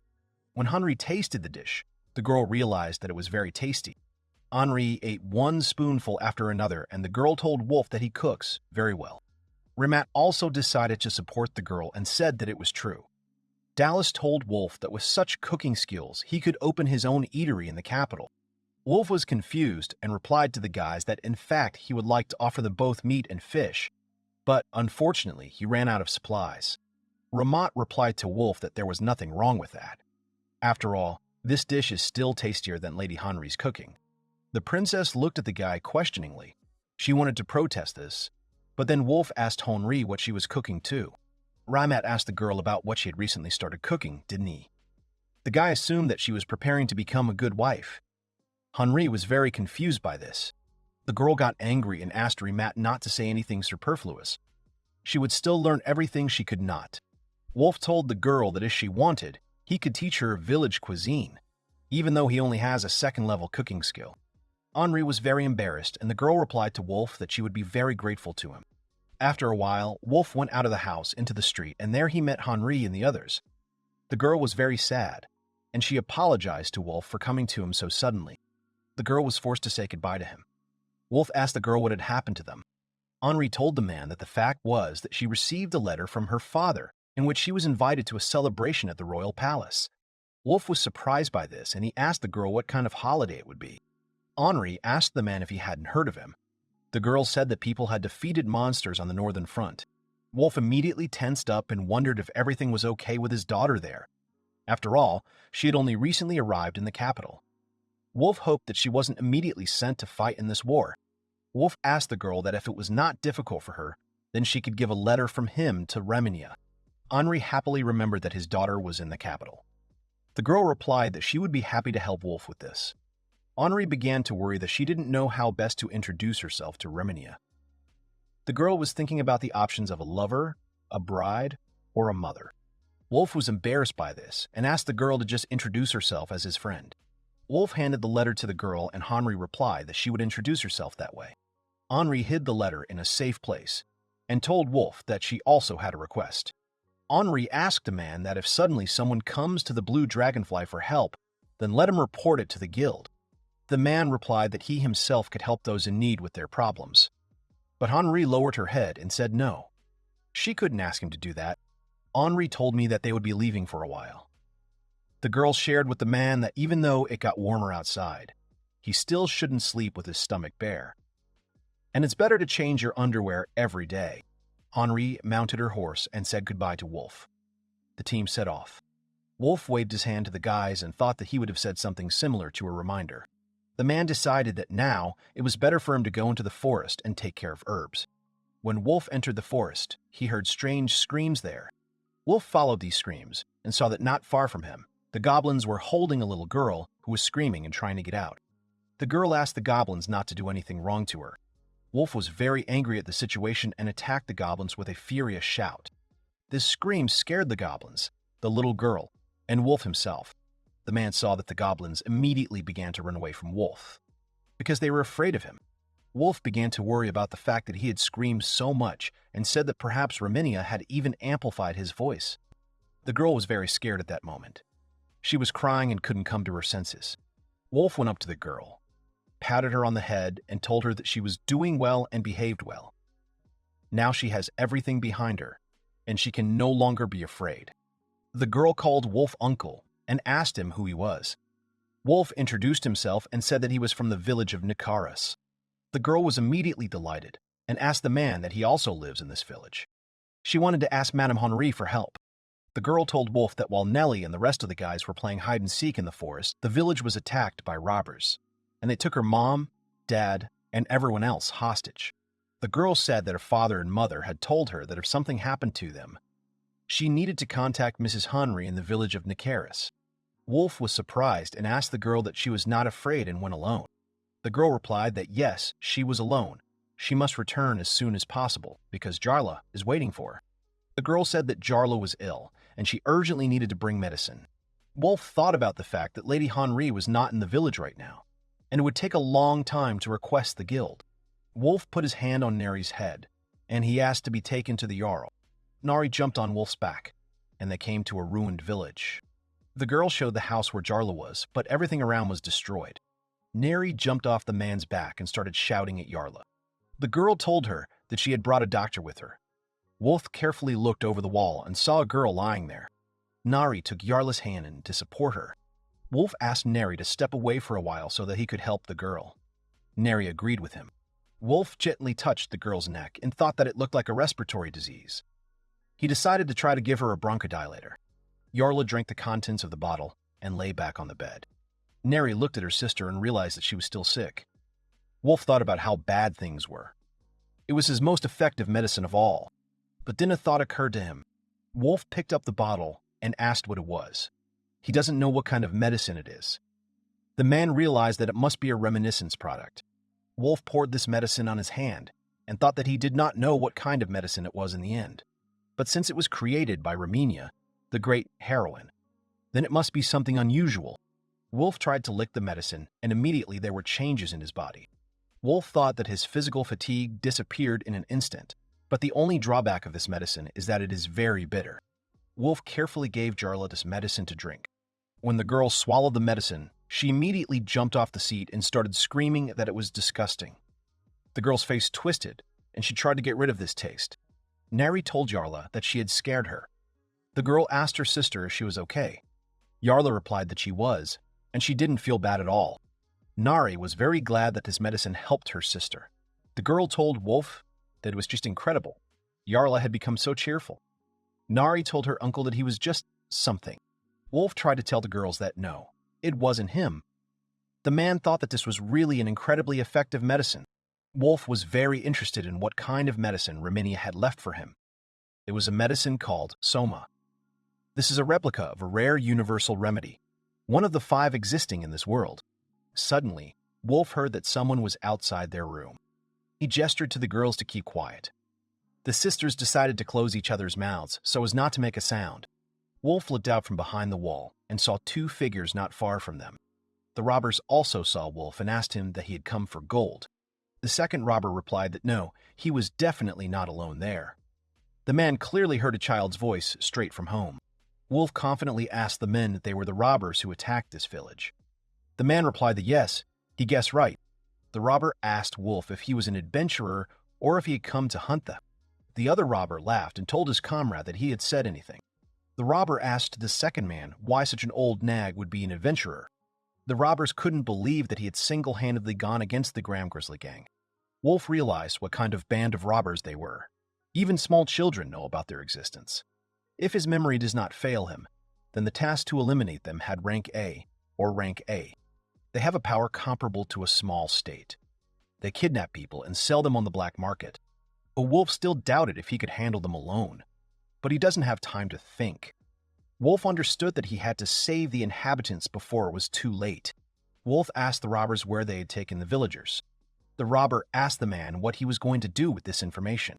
The robbers did not hesitate, and they attacked Wolf. They asked the man what he thinks of himself as a hero. Wolf drew his sword in time and struck at one of the robbers. Wolf realized that he was being attacked from behind.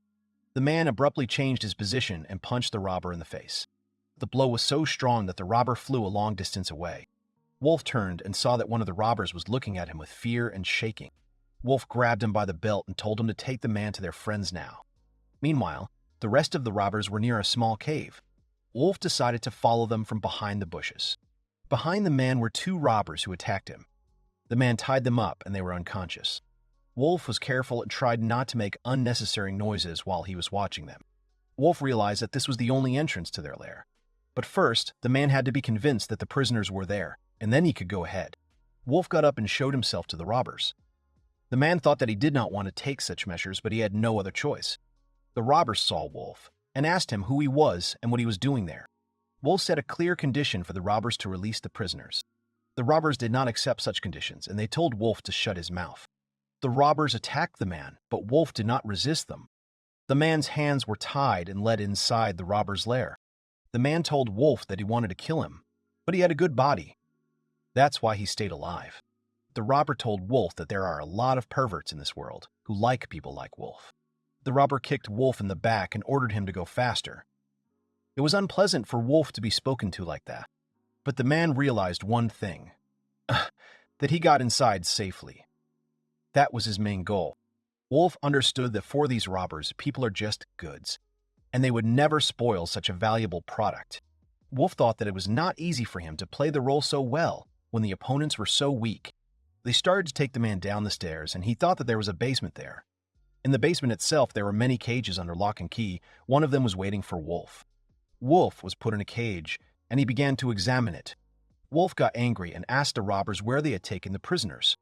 The man asked Wolf what he would do if he found out about it. The robber demanded from Wolf that he sit still and not cause them problems. The robbers quietly went outside, leaving Wolf in a cage. Wolf began to worry that all the prisoners were in another room, or they've already sold him.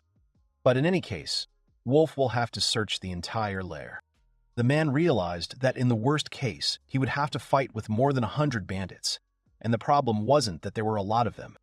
The man understood that he had to be ready to take human lives. Suddenly, Wolf heard a voice telling him to take his time. Wolf turned sharply towards the voice and saw that an old man was sitting in the corner of the cell.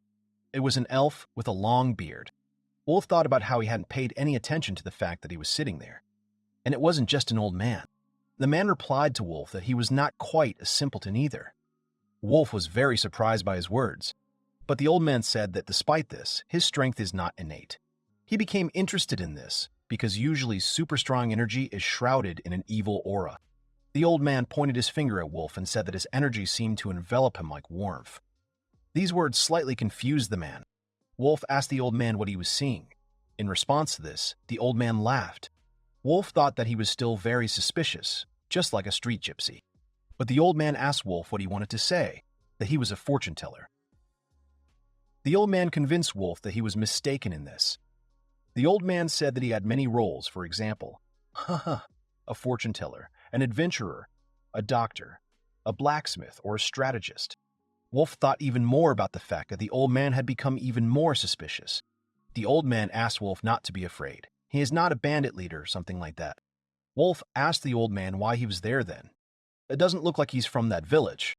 The old man replied to the man that he was just sitting there and meditating, and these guys just came to this place and built a dungeon there. Wolf thought about it and replied to the old man that, okay, he had come there to rescue the captured villagers, but he did not know where they might be. The old man replied to the man that he had told him to take his time. At the moment, he was more interested in his strength.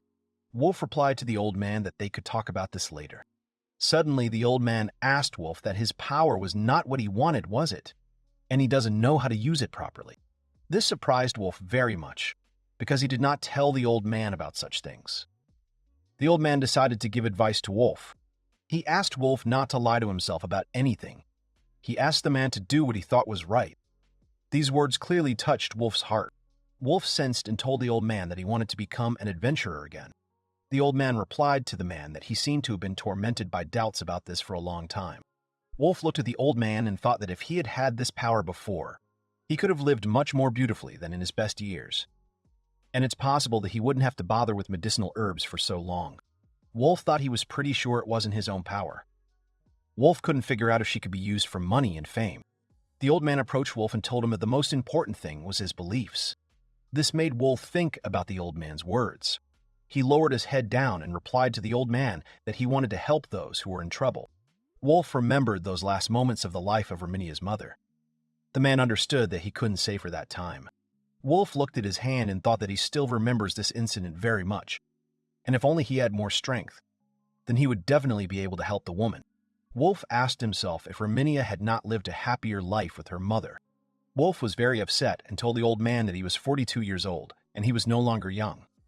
He asked the old man if he should try to do this. Suddenly, the old man laughed out loud and told Wolf that compared to him, he was still a chicken. Wolf smiled slightly and thanked the old man for his support. The old man asked Wolf if he was coming. The man replied that yes, he was coming. The old man told Wolf that the hostages were in a large hall in the back room upstairs. The old man added that he definitely could not avoid a clash with a gang of thieves. Wolf clenched his hand into a fist and told the old man that no matter what, he would do it. Wolf abruptly raised his hand up, making a very loud sound. The bandits heard it, but at first they did not understand what kind of sound it was. They decided that they needed to get downstairs as soon as possible. At that moment, the old man threw a sword into Wolf's hands and said that it was his parting gift. But Wolf was very surprised when he saw his own sword in his hands. The man wanted to ask the old man why he did it, but Wolf realized that he did not have time for this. Wolf thanked the old man for the gift. The old man told Wolf that he never found out his name. Wolf introduced himself to the old man.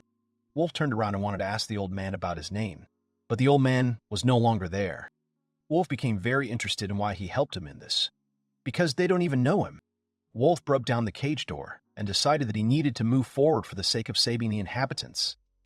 The man ran to where the old man pointed out to him. Meanwhile, the robbers came down and they saw that Wolf had managed to escape from the dungeon. Wolf was caught by several robbers and they immediately began to fight, but Wolf understood that he needed to destroy all the villains. One of the robbers shouted to the others to surround him. He's the only one there and they can't catch him. Suddenly, a powerful explosion thundered near them. Wolf prepared to fight with the rest of the bandits. The men looked at them and thought that although it seems that they are of rank A or S, but in fact, none of them has a rank higher than D. Wolf was absolutely sure that he could handle such people with ease. One of the robbers tried to attack Wolf, but the man saw it and killed the bandit. This once again gave Wolf confidence that he would be able to exterminate the robbers without much effort. When the bandits saw how his comrade was destroyed, they were shocked. At that moment, Wolf thought that if he fought with two hands against the bandits, he would put too much force into the blows and be able to kill them all. Wolf didn't know what to do about it. At that moment, Wolf saw that a sword was lying on the ground next to the robber. With a sharp movement of his foot, the man threw this sword up and then caught it in the air. And now Wolf had two weapons in his hands. The man thought that it was very good. This way, he will definitely be able to dissipate the force at least a little. By spreading his arms in different directions, Wolf managed to destroy several robbers at once. Wolf thought about how he felt, how his experience was accumulating. This power was certainly given to the man by his daughter. But despite this, Wolf understood that he could not surpass her. He can make it even more powerful. Suddenly, while Wolf continued to exterminate the robbers, everyone in the cave heard a voice that asked the villains what they were doing there. He's only one, and they can't handle him. All the robbers immediately turned back and saw that their boss had come to them. Wolf also looked at the boss, but he was bigger than him. He was a huge man with fangs and a skin on his shoulders. He approached Wolf and glared at him. Wolf tensed slightly and thought that here he was, the leader of the gang, Graham Grismy. The man thought he was so huge. One of the robbers turned to his head and told him that he was too strong. They could not cope with him. In response, the boss hit the robber in the face with all his might. He flew off to the side, and the boss told him that he was a jerk. The boss asked his subordinates that they did not know how to fight. At that moment, Wolf thought that the boss was hitting his own comrades. It was strange for him. The boss shouted to his subordinates to bring all the hostages there right away. This scared Wolf very much, because he did not want innocent residents to suffer at their hands. The robbers immediately obeyed the decree of their boss and ran after the people. Wolf thought that things were bad for them. The boss started flexing his fists, and he told Wolf, calling him an adventurer, not to move. The boss warned that if he took even a step aside, all the hostages would die. Wolf asked the boss what their principle was, which says not to harm the product. The boss asked the man that he wanted to take a chance and check it out. Wolf was upset and thought that he had ruined everything. Now the man realized that he needed to first of all protect the lives of the hostages, and only then go to extreme measures. Wolf dropped one of his swords and thought that he had only been intoxicated by his power for a moment, and that was the tragedy that came out of it. The boss looked at the puzzled Wolf and started laughing at him. Suddenly, the same old man whom the man had met in the cage appeared next to Wolf. The old man asked Wolf what to do with him. Wolf turned around and asked the old man in surprise what he was doing here. The boss didn't know the old man either, and asked the man who he was. The old man approached Wolf and touched him with his staff. The old man asked Wolf not to doubt himself and his abilities in any way. Getting drunk on your own strength is also a kind of experience, but it is much more important to realize this fact. Wolf had already done that, so he needed to move on. The old man asked Wolf to take his time and go to his goal step by step. The old man added that only then would he reach the path of legend. At that moment, the robber ran to the boss and told him that all their hostages had disappeared somewhere. The robber said that he only took his eyes off them for a second, and they immediately disappeared. This made the boss very angry, and he asked the man how they could allow this to happen. Wolf turned back to the old man, but he disappeared once again, and did not say anything to the man. Wolf thought about the fact that in the end he never found out his name. Wolf took a firmer grip on the sword and pointed it towards the boss and put it on his shoulder. Wolf told the boss that it was such a pity. This made the man very angry, and he began to change before his eyes. The boss has grown several times. He has even more muscles. Despite this, Wolf continued to hold on confidently. The boss grabbed one of his subordinates by the head. He lifted it into the air with ease. The robber began to break free from the clutches of the boss and beg him not to be touched by the boss. But the man did not listen to him. A moment later, Wolf heard the crunch of bones and a lot of blood. Wolf continued to confidently point the sword at the boss. The boss threw his subordinate out of his hands to the side. He turned to Wolf and told him that he had forgotten to introduce himself. The head of the band of robbers said his name was Diago Gran.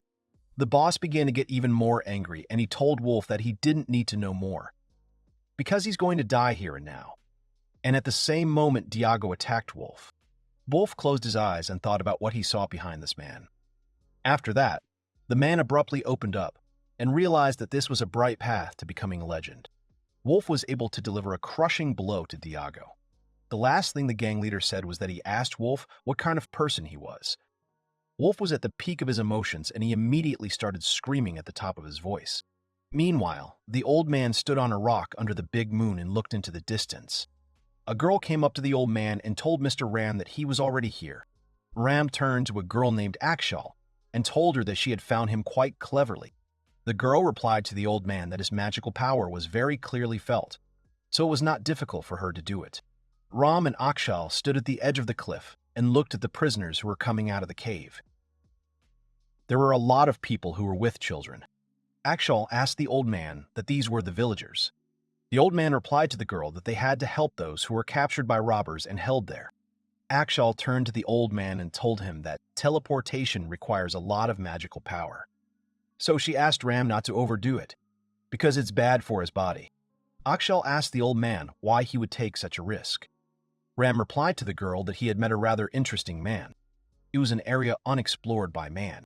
The old man suggested that perhaps someday the day would come when Wolf would reach SSS rank, and Ram was sure that it would happen very quickly.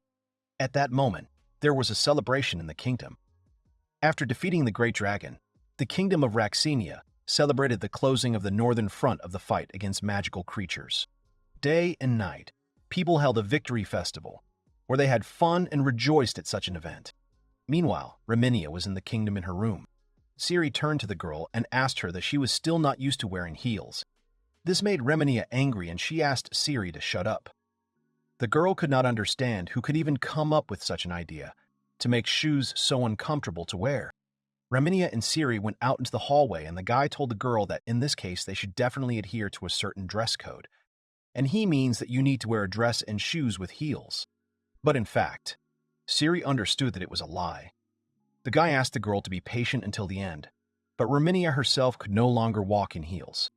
The guys entered the hall, where there were already ladies in beautiful dresses and men in elegant suits. She couldn't take her eyes off them. At that moment, the men watched as Reminia entered. One of them told his friend that this is what a great heroine really is. The second man replied that she was still a small child. The man told him that people were saying that she had single-handedly defeated the great dragon, although it took 5 days. The man asked his comrade that General Zias probably would have copped much faster than she did, wouldn't he? At that moment, Ciri could hear everything these men were saying. The guy decided to support the girl, and he told her not to worry about what these people were saying. Ciri turned to Reminia and saw that she was no longer there. He started looking around for the girl, and then he heard Reminia calling him to her. The girl was standing near the table with a huge carcass, and she tore her leg off it. The girl waved to Ciri and shouted to him that it was a real treat. All the people who saw Reminia's behavior turned cold glances at the girl. Ciri immediately ran up to the girl and told her that she should behave like a real lady. She shouldn't eat so uncivilly. But Reminia replied to the guy that she didn't know anything about it. Her dad had never taught her that. Ciri looked away from the memory for a second, because the music turned on in the hall. The guy asked Reminia to see how beautifully the people in the hall were dancing. Duke Rifisal's daughter was dancing. Suddenly, Henri noticed that Reminia was watching her. The girl didn't stop eating, and she even took another plate for herself. Henri decided that she would say goodbye to her beau.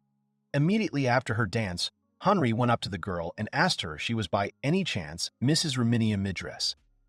The girl was a little surprised, and she replied to Henri that yes, it is. Henri was glad that she had finally seen Wolf's daughter. The princess greeted Henri and apologized to her for appearing so suddenly. The girl said that she was the daughter of the Grand Duke Raphalis, and her name was Henri. Henri told Reminia that Mr. Wolf had asked her to give her a letter. She took out the letter again from a safe place. Reminia was over the moon. because she would finally be able to touch her father a little.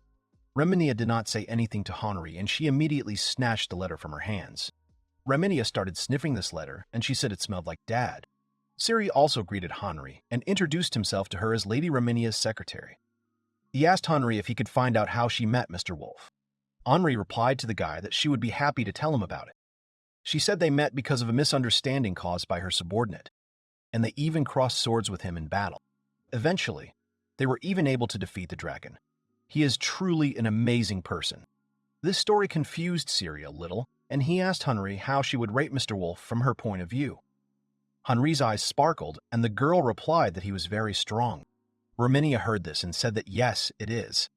Hanri added that when Wolf saved her, he looked so cool and his sword shone so brightly. She couldn't forget that day anymore. Siri was even more confused, and he said it was the same time. Hanri exhaled regretfully and said that she dreamed of marrying Mr. Wolf. She would be the happiest girl in the world. But Reminia objected to Hanri and said that no, this definitely would not happen. She's going to marry her dad herself. Hanri was very surprised by this and asked Reminia that they were related to each other, weren't they? Reminia objected again and replied to the princess that nothing hinders love. Someone like Hanri would never suit her father. She was sure that this was not her level. Hanri was also confused and asked the girl what she had just said. After all, she is his own daughter and hopes to marry a loved one. It was very disgusting for Hanri. Siri tried to smooth over the situation somehow, and he asked the girls to stop this conflict. But Hanri and Reminia were already very angry at each other, and Reminia asked Hanri that they were going to fight each other now. The girls decided that they needed to hold an arm wrestling competition. The rage in the girls did not subside by a single gram, so they prepared a table for this and began to warm up. Siri was still trying to resolve the conflict in some way, and he asked Reminia to stop doing it. But Reminia replied to the guy so that he would tell Princess Hanri, and the princess herself was comforted at this moment by Duke Carol, who asked the girl what she had arranged here. Hanri only asked her father not to stop her, because this is already an inevitable battle between two women for one man. The girls took each other's hands, and Reminia told Hanri not to worry. She would not use magic this time. Hanri replied to the girl that she was not going to seriously fight with the little girl either. She promised that she would not do anything that contradicts the code of chivalry. Reminia started shouting at Hanri that she would regret her words later, and the girl called the princess a thief. Hanri told her to shut up and called her a runt. Everyone in the audience was shocked by the way the girls were behaving, but despite this, the girls were given the command to get ready, and after that, they began arm wrestling. Each of the girls immediately began to pull their arms to their sides, but due to the fact that both girls were very strong, their hands did not move at all. Everyone in the audience couldn't believe that they weren't moving at all. They had absolute balance. With a grin, Reminia told Hanri that she was doing well. Hanri also started bullying the girl, and she asked her that it was all she was capable of. Hanri said that she hadn't used magic yet. Sweat began to actively flow down the girls' bodies, because everyone was trying their best. Reminia asked Hanri how she liked their battle.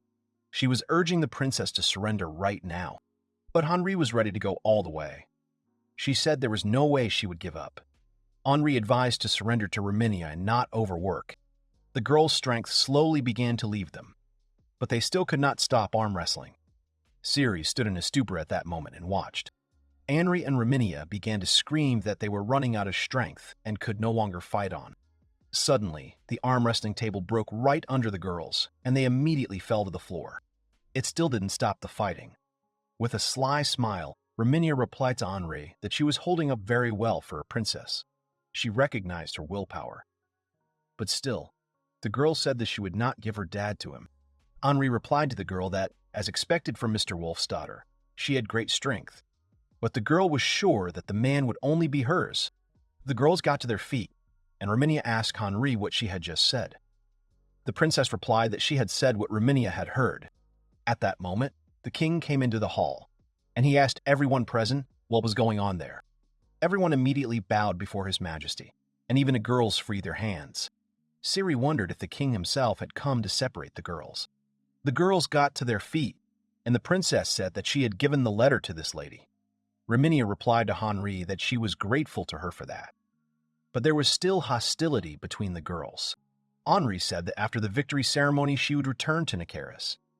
The princess turned to Reminia and said that if she wanted to write a letter for her father, then she could come and bring it as soon as possible. Reminia was very surprised by this, and she asked the princess if she would really deliver it for sure. Henri replied that she would not do it for the sake of reminiscence, of course. She would do it for Mr. Wolf's sake.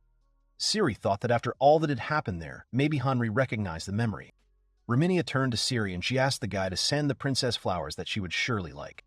Siri smiled and replied to the girl that it was fine. He would do it. And, also, Reminia told Siri that she was giving him so much trouble, which he then suffers from. Reminia was very upset about everything that had happened to them. But Siri supported her by combing her hair, and he asked her not to worry about it. At that moment, Wolf came to the Adventurers Guild and approached the receptionist girl. The receptionist asked Wolf for what purpose he had come to them. The man told them that he had caught the bandits. The girl asked Wolf what it meant. He wanted to get a reward for them. The girl specified how many bandits there were. Wolf replied that there were 166 of them. This figure surprised the registrar very much. The girl timidly said that she was very surprised by such a large number of robbers. The receptionist asked the man what his group was. Wolf replied to the girl that she was alone. The receptionist asked the visitor for his name. The man replied that he was Wolf from the Keras. After that, Wolf approached another employee of the Adventurers Guild, who carefully examined his documents. Wolf told the employee that he used to be an adventurer, but now he would like to re-register. The man handed the employee a paper and said that he had a letter of recommendation from the guild. Wolf thinks he can take on D-rank quests. The employee looked sternly at the man and told him that there are people who are fired from their jobs because of their age, and then they try to get a job as an adventurer again. Wolf tried to prove to the registrar that no, he was not one of those people. But the employee said that besides, he would not be able to live on the reward from quests of rank F, so people want to start right from rank D. The receptionist started shouting at Wolf that some old man like him couldn't be the same. Wolf the Dragon Slayer and the man who had slain 100 robbers. Wolf replied that his letter of recommendation clearly stated his identity, so it was definitely him. The registrar replied to Wolf that such things could be easily faked. Even if it is real, then the main branch of the guild is here. No matter what the local branch writes, they have their own verification method. And he abruptly stamped Wolf's document. The man looked at the paper and said he had a problem. With such a reward, it will be difficult for him to live. He also ran out of money for the return trip home. There's nothing he can do about it in this situation. Wolf went to the task board and saw that there were quests of rank F. The reward there was surprisingly high, so Wolf decided to get acquainted with it. It was written on the assignment that someone needed a babysitter for a cat. Wolf went to the port city of Barnenko. He was trying to find the very person who requested such a task from the guild. But then he heard a noise and some kind of showdown. Wolf saw that two men were demanding something from an elderly woman, but she did not tolerate them and poured water on the men. The men immediately ran away, calling the woman a stubborn old woman. And the woman shouted after them so that she would not see them there anymore. Wolf approached the woman, who was trying to recover, and told her that he had come on an assignment from the guild. The man introduced himself and asked that the woman's name was Miranda Wist. The woman replied that yes, it was her. The woman looked at Wolf and said that an old man had come to her this time, but she let him in anyway. At the same moment, Wolf felt a pungent smell from the cat. Miranda showed the man the cat and said that his name was Mika. This was the cat that Wolf would be looking after. The man covered his nose and replied that he looked more like a mythical animal than a cat. Miranda told him that yes, it was. She said that it was her husband's cat, and he left her and Mika and went to a better world. The woman began to get angry at the cat, and she said that he scratches and bites when she tries to take care of him. He doesn't love her at all. But still, Mika eats very well. The woman called the cat a real spoiled tomcat. Wolf asked Miranda what his responsibilities would be on this assignment. The woman told him that he would need to feed, change the water in the drinking bowl, clean up after him, and if he succeeds, he can play with Mika. The woman said that she was no longer in the right health to mess with a cat. Suddenly, the woman abruptly raised her hand in front of Wolf's face and said that first he needed to like the cat. Miranda warned Wolf that if he couldn't do it, he could leave her house in silence. Because before Wolf, several people came to her, but they couldn't stand even one day. The woman told Wolf that she would be away for a while. Wolf decided that he would have to make friends with this cat first. As soon as Wolf approached the cat, It immediately began to hiss at him. Meanwhile, Siri and Reminia were sitting at the table in the dining room. Siri watched as Reminia completely choked on all the food she had on her plate. After that, she abruptly put the empty plate on the table and smiled happily. Siri was very surprised that the girl ate like that. Reminia was very interested to see if her dad was eating normally. Siri asked Reminia that she was still worried about her father. The guy asked the girl that in the last letter he wrote that he was completely healthy and everything was fine with him, wasn't it? Reminia replied to the guy that her dad always eats everything just baked, and he doesn't use any seasonings at all. But still, the girl thinks that it is harmful to his health. Siri asked the girl if it wasn't better than taking extra supplements. Reminia replied to the guy that no, it's not like that. Her magic is also in the seasonings. Therefore, if you use them in cooking, then he will gradually begin to understand the language of animals. Reminia said that when she gets home, she wants to see what happens. Siri thought about how hard it was to be a father this girl loves so much. Meanwhile, Miranda returned to her house and was shocked by what she saw there. Wolf sat and calmly combed Mika's thick fur. The cat completely surrendered to the man and never scratched him. Miranda asked the man in horror what he had done to Mika, that he was behaving like this. But Wolf replied that he had done nothing of the sort. Wolf said that he just talked to him, and he understood him. Miranda was very surprised by this, and she asked again that a man could talk to Mika. Wolf asked the woman if she didn't understand him. Miranda replied that it was. Wolf tensed and thought that it looked like this was also the work of Reminia. Miranda asked Wolf where he was from. The man replied that he was from the Karis. And then he remembered that he needed a place to sleep. Besides, he doesn't have any money right now. Wolf was upset about this and said that he would have to sleep outside today. Miranda told Wolf that she had a place in the attic, so he could stay with her overnight. Wolf asked the woman what she was saying seriously now. Miranda asked Wolf that he was not satisfied with the fact that he would spend the night on the roof of the old woman. Miranda asked Wolf not to worry. She promised not to bother him. The man was embarrassed and said that he would gratefully accept her offer. Before Miranda returned, Wolf decided that, whatever it was, first he needed to clean up where the cat goes to the toilet. The man covered his nose because it smelled very bad. Wolf picked up the diaper that the cat uses to go to the toilet, and it was covered in urine. Wolf asked Mika about how he could be in such a room. Wasn't he disgusted? Suddenly, Wolf heard the cat answer him to make the man shut up. He's not there by choice. Wolf was very scared, and he asked Mika that he could talk. The cat was also shocked by this and asked Wolf that he understood everything he was saying. Mika told Wolf that it was very good. He asked the man if he wanted to hear his story. Wolf was very surprised by what the cat wanted to share with him.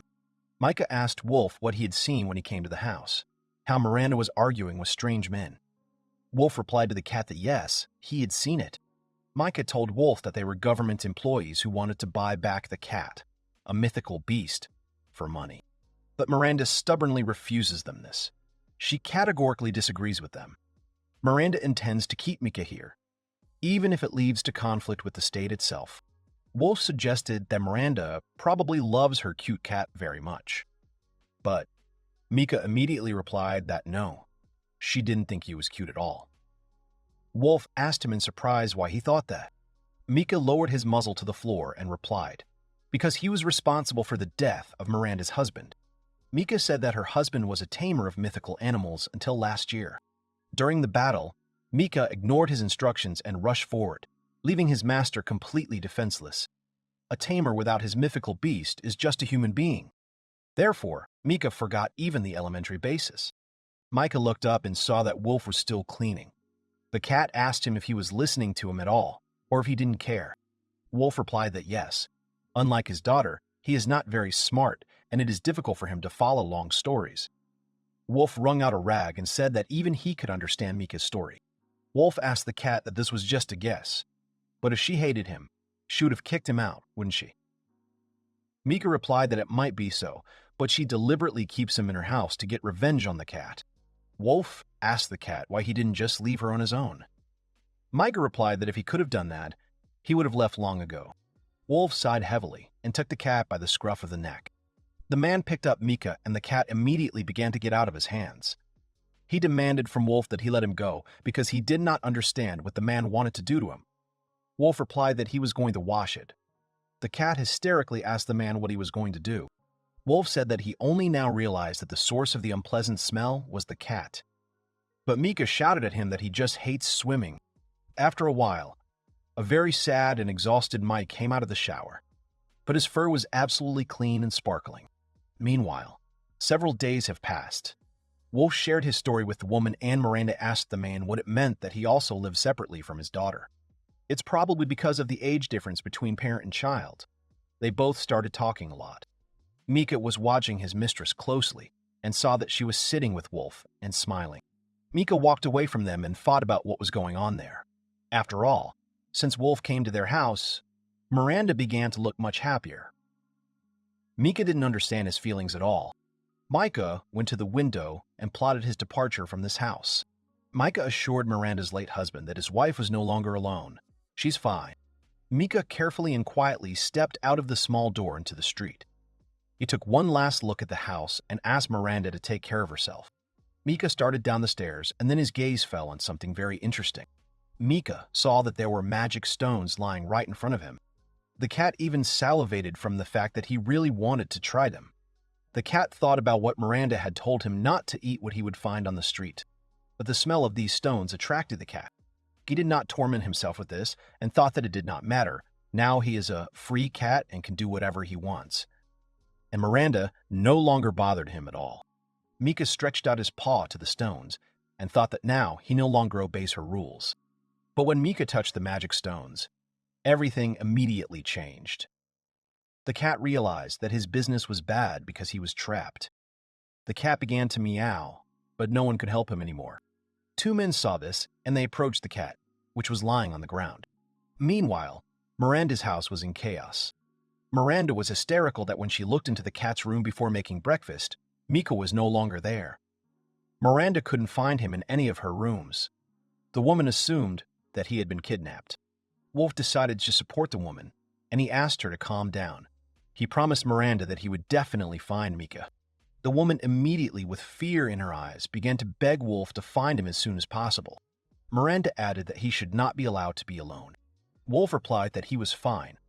This made Miranda very angry, and she wrapped herself around the man. The woman replied to Wolf that there was nothing good in this. She had a tragedy. Miranda asked the man how he could talk about such a thing. Wolf replied to the woman that no, she misunderstood him. Miranda sadly said that this cat was all she had left of her husband. He was like family to her. It doesn't matter if he's a cat or a mythical beast. Wolf replied to the woman so that she would definitely tell Mika when he returned to her. He thinks the cat will be happy to hear that. Miranda replied to Wolf that it was fine. She would do so. But the woman specified how he would find Mika. But suddenly, Wolf asked Miranda to be quiet. Wolf had long ago learned to pick up sounds at a great distance. And it was probably the work of Reminia too.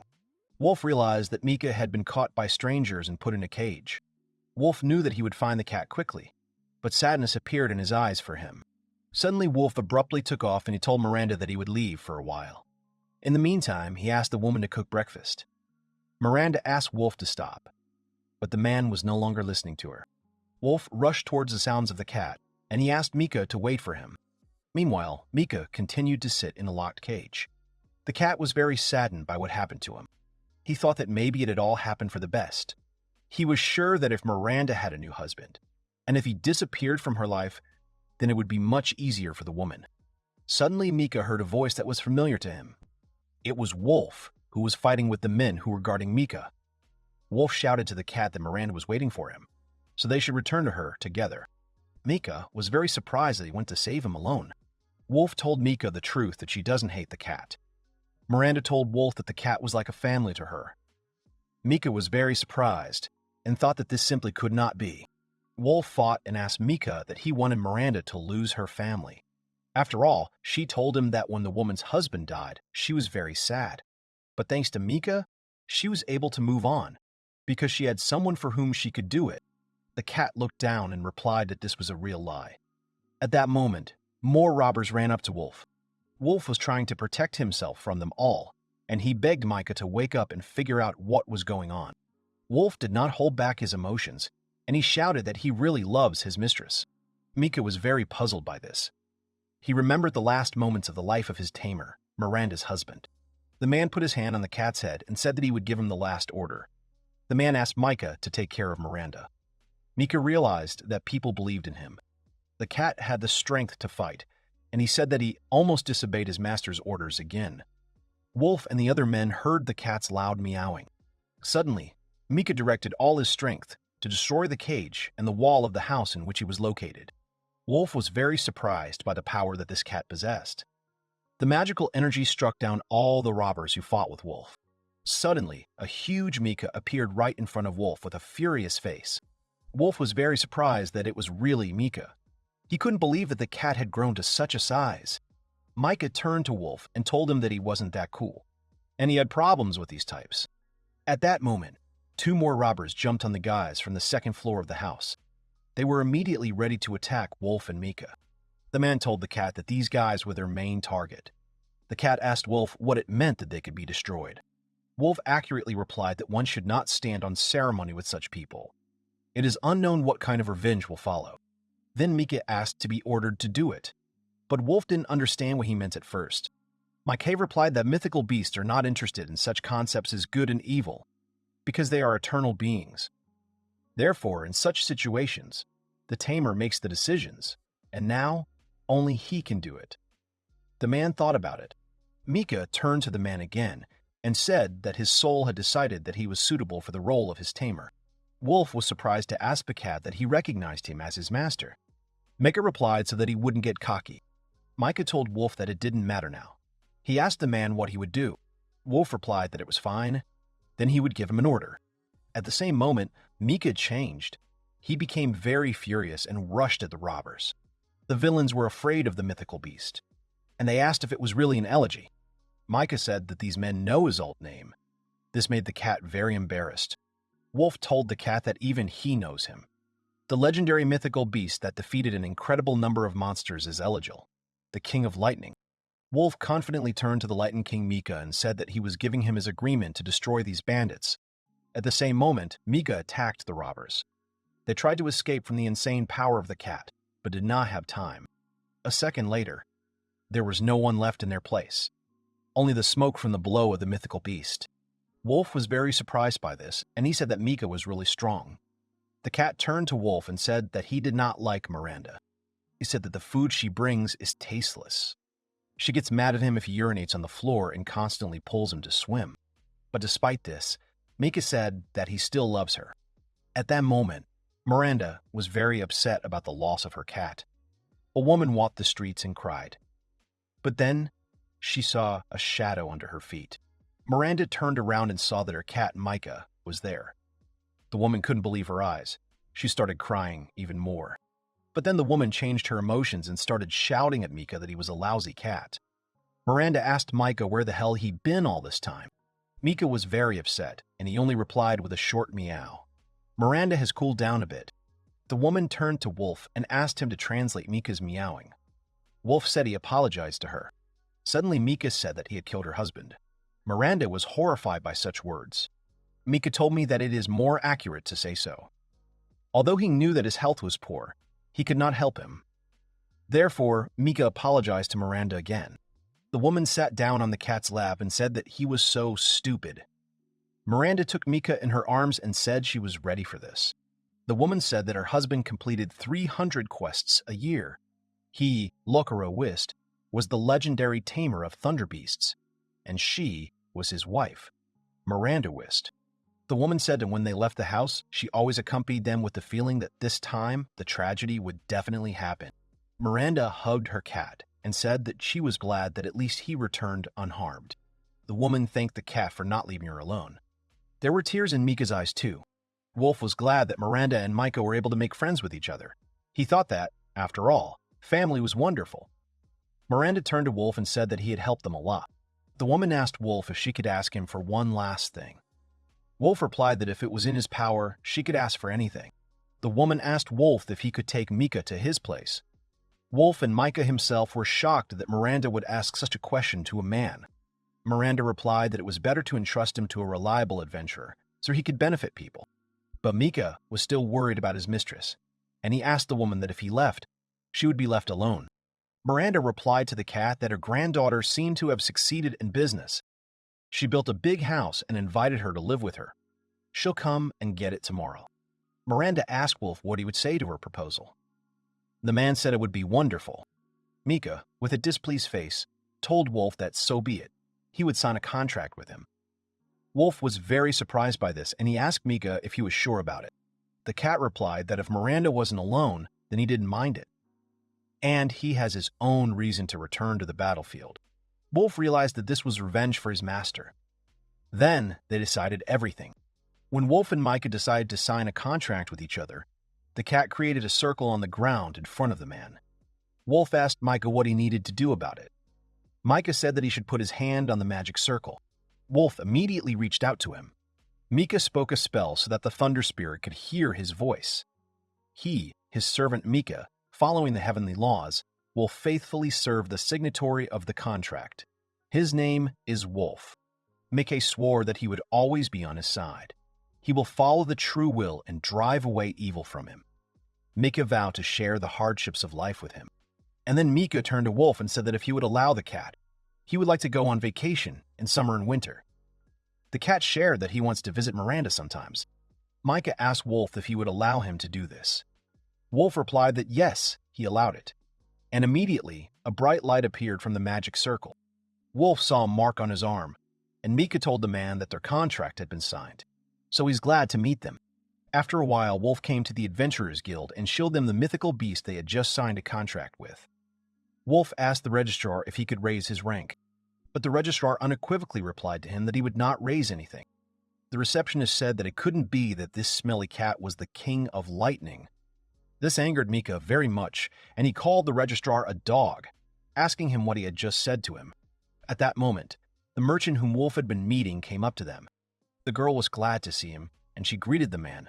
Wolf was slightly surprised to see them. He asked the girl how she was doing. The girl replied that she was fine. Her business is going well. She is constantly at work. The girl said that recently an envoy from Mr. Rifalas came to her and asked her to supply food to the estate. Thanks to this, her life has completely changed. Wolf was glad for the improvements in the girl's life. The girl said that she had heard about the Dragon Slayer from Mr. Rifalas. It is said that they have slain the mother of the dragon, and that they have recently completely defeated the gang of thugs, Graham Grismy. People who heard this started talking in surprise that it was the same Wolf. People said that since Wolf had succeeded so much, his rank was definitely not less than the A rank. The receptionist heard all this, and he bowed to Wolf. The man apologized to him and told him to choose any rank from rank D to rank A. When Wolf saw the paperwork, he and the girl sat down at the table. The girl asked Wolf if he was really satisfied with everything. After all, he definitely deserves the A rank. Wolf replied to the girl that he was fine. He just wanted to start from the level where he left off earlier. Suddenly, the girl told Wolf that it was time for her to go. Wolf thanked the girl for everything she had done for him, but he reminded the girl that she still hadn't introduced herself. The girl said her name was Stella Whist. Meanwhile, Count Zehis gathered everyone in his office and told them about the attack that took place on the street. The Count said that only adventurers and strong fighters of rank B and above become the target of this attack. Siri said that the capital has been full of such rumors lately. Count Zehis also said that according to the victims, unlike the usual attacks on the street, the attackers seemed to be testing his victims. Reminia turned to the general with a smile and asked him why he was so desperate that he decided to come to her. It was obvious from the Count that he was angry at the girl's words. Siri immediately decided to change the subject, and he asked the Count that the investigation was going well. Ziyeshes said that yes, they have already identified the suspects. Reminia replied that it was such a bore. She would like to search for criminals for once, because the girl has already read all the detective novels in the library. Count Zeshins replied to the girl that they would leave the arrest of suspects to the investigation team, because they also had other problems. Zishas reported that someone had stolen the list of national combat forces. Siri was very surprised by this. But with a straight face, Reminia asked everyone present what it was. Siri told the girl that it was a list with the names of adventurers and fighters of rank B and above. Everything was listed there. Name, age, address of residence, profession, skills, and detailed achievements. If this list gets on the black market, then only for the cost of this information you can build yourself a castle. Count Zehis added that they believe there is a connection between the attacks and the kidnappings. Reminia thought about it and said that it turns out that in order to commit such attacks, the attacker needed to get this list. But Siri stopped the dialogue and said it just couldn't be. Siri said that the list of National Combat Forces is the most important secret document of the country. To get it, you need to open a magic door in the deepest place of the Royal Archive. Without the unlocking skill, it is almost impossible to get there. Seiya replied that it was, and only state keepers could unlock it. The Count handed the guys the files of this investigation. The Count told me that they have two suspects. AICBs. Belle Spick. She is 26 years old and single. The second suspect is Greta Oken. He's 45 years old. He has a wife and children. They both work as employees at the Royal Archives. Zay said that Belle loves to have fun. Despite her high salary, she has large debts. For example, she is currently dating 3 men at the same time. They all seem to be targeting her body and money. Unlike the girl, the second suspect is a very serious person. He always works on time and is never late. His only entertainment is going to the bar before returning home. Zaya said that both of them had already passed the interrogation using the strongest magic of the kingdom. The investigation team considers them innocent. Reminia asked the Count if they had an alibi for the time of the crime. Zishi's said that on the night the list disappeared, they were both heavily intoxicated, and they don't remember anything. Belle was then seen drunk by the bar owner and customers. Greta was more inconspicuous. No one testified about him, although he was at the bar that day. However, a receipt from this institution was found in his bag. Zia said that now they will move on to the main thing. He had a question for Reminia as a genius. The Count asked the girl she could use the unlocking. The girl asked the general why he was asking such stupid questions. The girl with a twinkle in her eyes said that she could unlock not only the magical doors of this kingdom, but also the sacred arcs created in prehistoric times. She can definitely handle this easily. And after a while, Reminia was detained, handcuffed, and put in a cage. The girl couldn't understand what it meant and why she was there. Siri approached the girl and told her that she was sometimes too inconsiderate. Siri said it was no surprise now that the girl was suspected of the crime. After all, it's like saying that she can open any door. Reminia told the guy that she hadn't done anything. There was nothing to put her in jail for. Reminia started screaming at her dad to save her. Siri told the girl that he definitely wouldn't hear her, because they were underground. Besides, Nikaris is in the wrong direction. Siri asked the girl to wait a little while until they caught the real culprit. Then the investigation will progress, and she will be able to get out of this prison. Suddenly, Reminia said that she knew who the real culprit was. Siri asked the girl in surprise that he knew who the attacker was. Reminia replied to the guy that she didn't care about him. It wasn't her job. She's talking about the one who stole the list. Siri immediately asked the girl who it was. Reminia asked the guy that the state keykeeper could easily get through the magic door. Siri replied to the girl that no, the unlocking skill was too specific. Without a document with the royal seal, the keykeeper cannot use this skill. Siri said that after using the skill, he seals it himself. The keykeeper forgets about his ability. The royal seal is the key to opening this seal. Siri said it's not difficult to get this seal. The housekeeper can always apply. And then Reminia said that it was very easy then. Reminia apologized to Siri and asked him to call General Zehes and those two suspects too. Siri replied to the girl that it was good, but he still asked if the girl was sure about it. Reminia replied to the guy that everything would be fine. She swore by the name of Wolf of Nikaris, and so Count Zehes brought Belle and Greta to Reminia. Belle asked the general what it all meant. Why did they bring her there?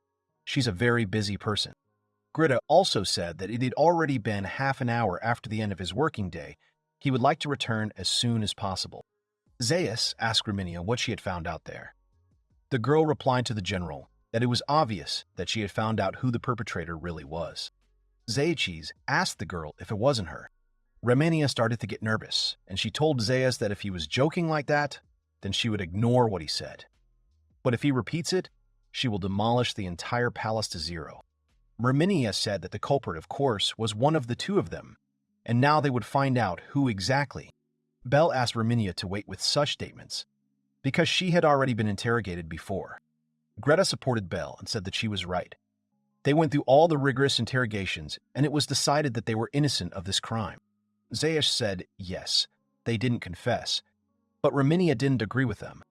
Reminia replied that they would not have been able to say anything, and now she's going to prove it.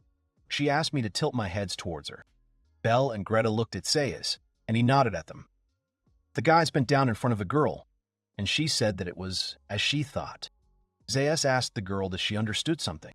Reminia asked the general not to worry, because the criminal himself is now confessing to the crime. Reminia applied Arsa's unlocking to them. At the same moment, there was a flash of bright light, and everyone screamed in fear. Greta immediately sat down and covered his head with his hands. He turned to the general out of fear and said that he had done everything. Zayas asked the man what that meant. Reminia replied instead of Gret that his memory was sealed. The man admitted that yes, it is. Greta said that someone threatened to harm his family. He forged documents and opened a magic door. Next, the man brought out a list of national combat forces and sealed his memory. And a satisfied Reminia said that the keykeeper could forget about his skill. Simply put, they have magic for manipulating memory. For them, creating a small gap in memory is a trivial matter. Reminia told the guys that simple deduction works wonders. After a while, Reminia was released from custody, and she went back to her room to rest. The girl lay down, stretched, and said that this sofa was the best. Siri asked the girl if she knew Greta was a criminal even before she made sure his memory was sealed. Reminia calmly replied to him that of course she knew that. But Siri asked her in surprise how she did it. Reminia asked the guy if he didn't understand that. The girl said that this is also a simple deduction. Reminia asked Siri to recall the alibis of the suspects. Siri thought about it and remembered that both were heavily intoxicated. Therefore, it was assumed that they had lost their memory. Belle's alibi is confirmed by the testimony of the bar owner and directly by the visitors. At the same time, Greta had a receipt from the bar. Reminia said that he finally understood it. A person who is drunk to the point of memory loss is unlikely to ask for a check. Reminia added that of course it can be assumed that he received the check while already drunk. But still, the girl asked Siri if he didn't think it sounded unnatural as an alibi. Siri replied that everything was clear to him. He will pass this information on to General Zayas just in case. As Siri headed for the door, he asked the girl what they had last talked about with the general. Siri turned and looked at the girl, who did not answer him for a long time. Reminia said it was better for him not to know about it. When the general was carrying a reminder, the girl said that this time she had allowed herself to be caught. But if he did something like that again, he would not just get away with it. Reminia was very angry with the general. Zayas asked the girl what she was talking about. Reminia replied that she was talking about a plot he was planning. Zayas turned and looked at the girl. Reminia said that he had put her in jail on purpose so that she would not interfere with them. Unfortunately, the case was resolved faster than they expected. Reminia asked her to listen and said that she was not going to participate in this farce. Even if the world changes, she won't stand in his way. The girl asked not to involve her father in this. She threatened him not to lay a finger on Wolf. Zayas clenched his fist tightly and asked the girl what would happen then. He asked Reminia that she would cut off his head then. The girl replied that no, she would just hit him with her dad. This made Zayas laugh and he asked that he would be defeated by a D-rank adventurer. Finally, Reminia said that she warns. Her father is very strong.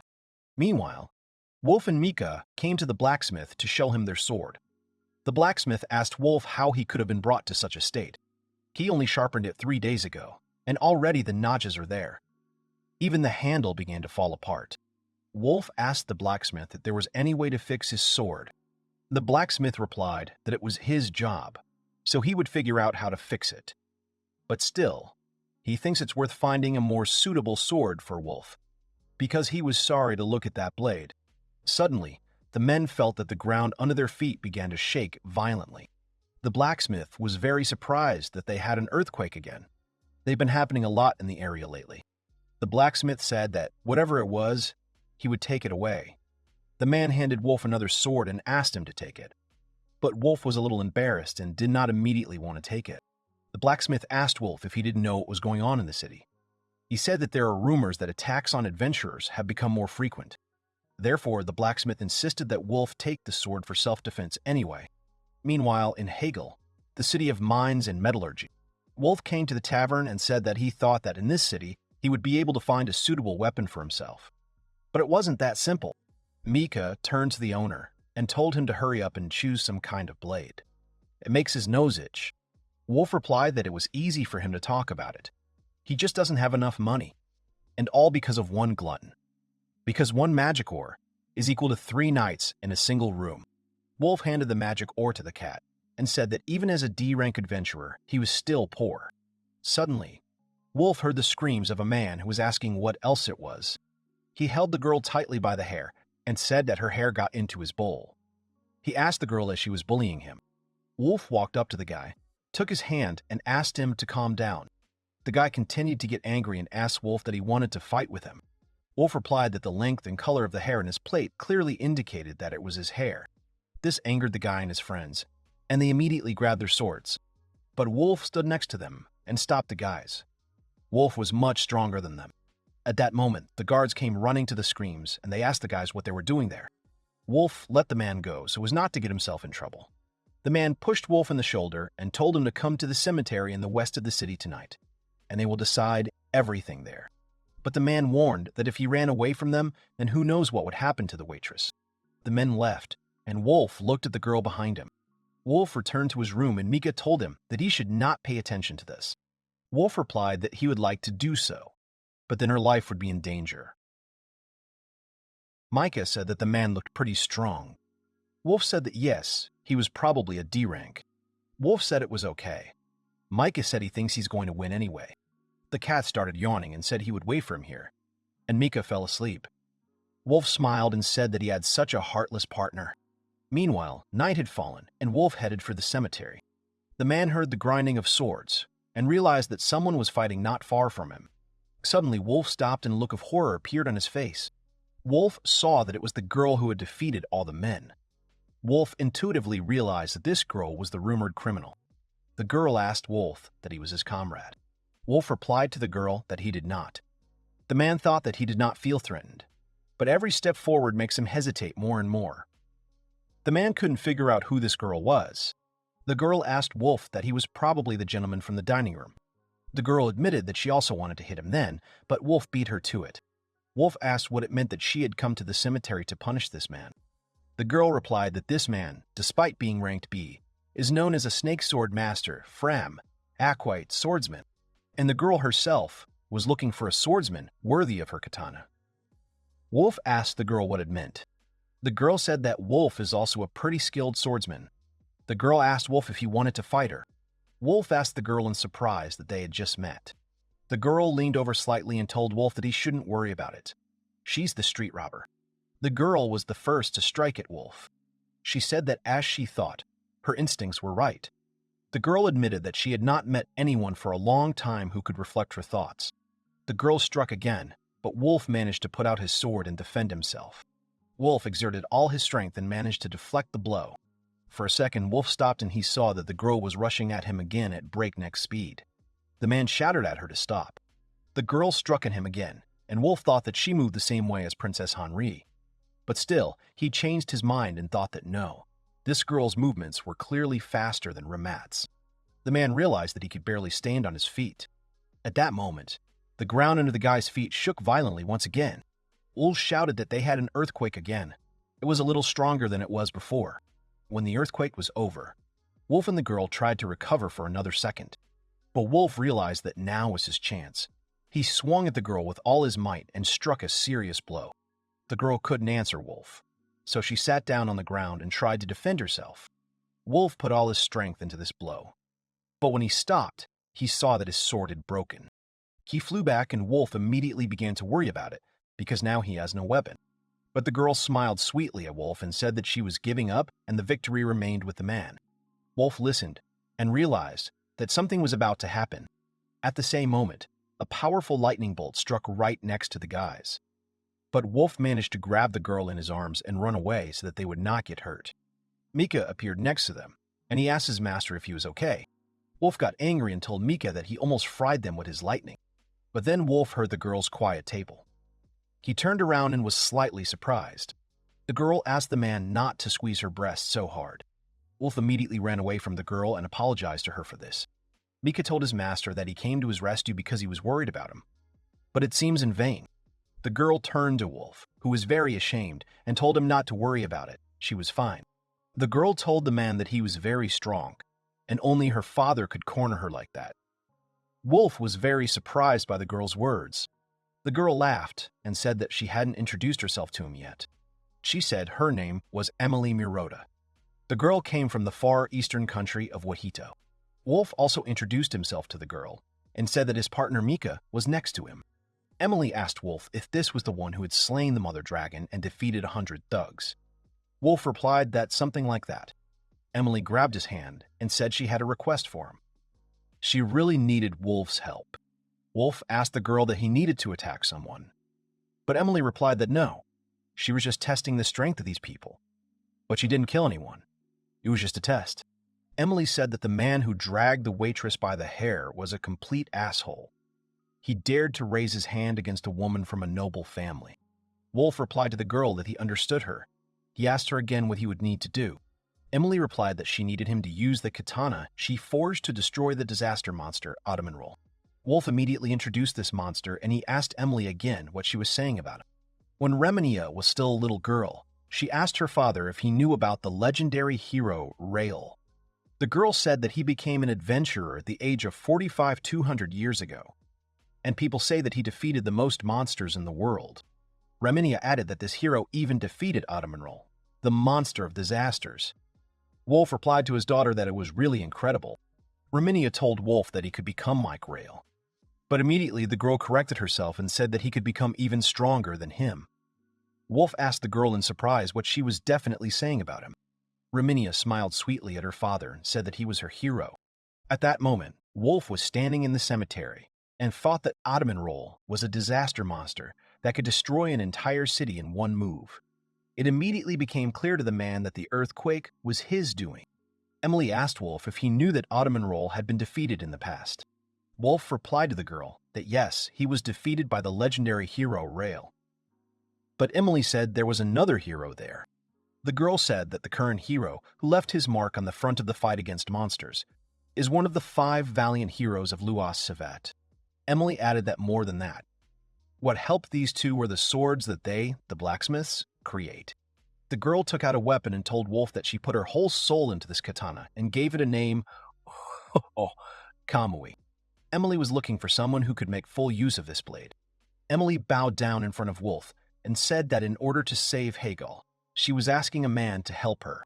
But Wolf stopped the girl, and he asked her what happened to this Lewis. Wolf also asked that if Ottoman is underground, then why the government just doesn't do anything. After all, they urgently need to evacuate all people from the city. Emily replied that the government intends to continue hiding the fact that Ottoman is underground.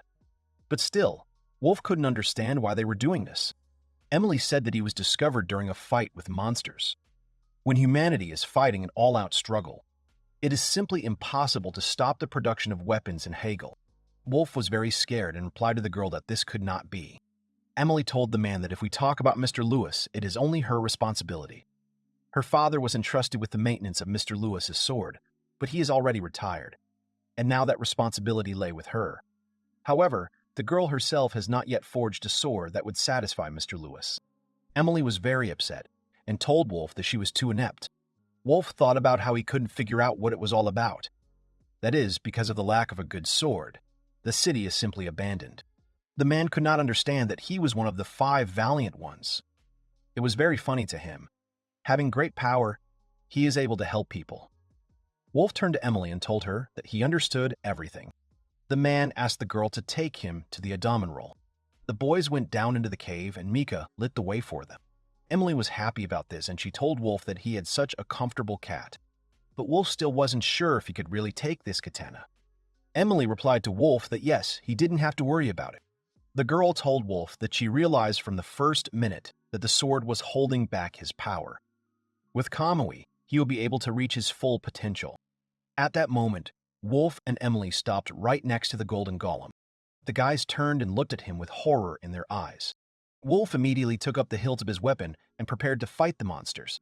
With one blow of the weapon, Wolf managed to take off the head of the golden golem without much effort.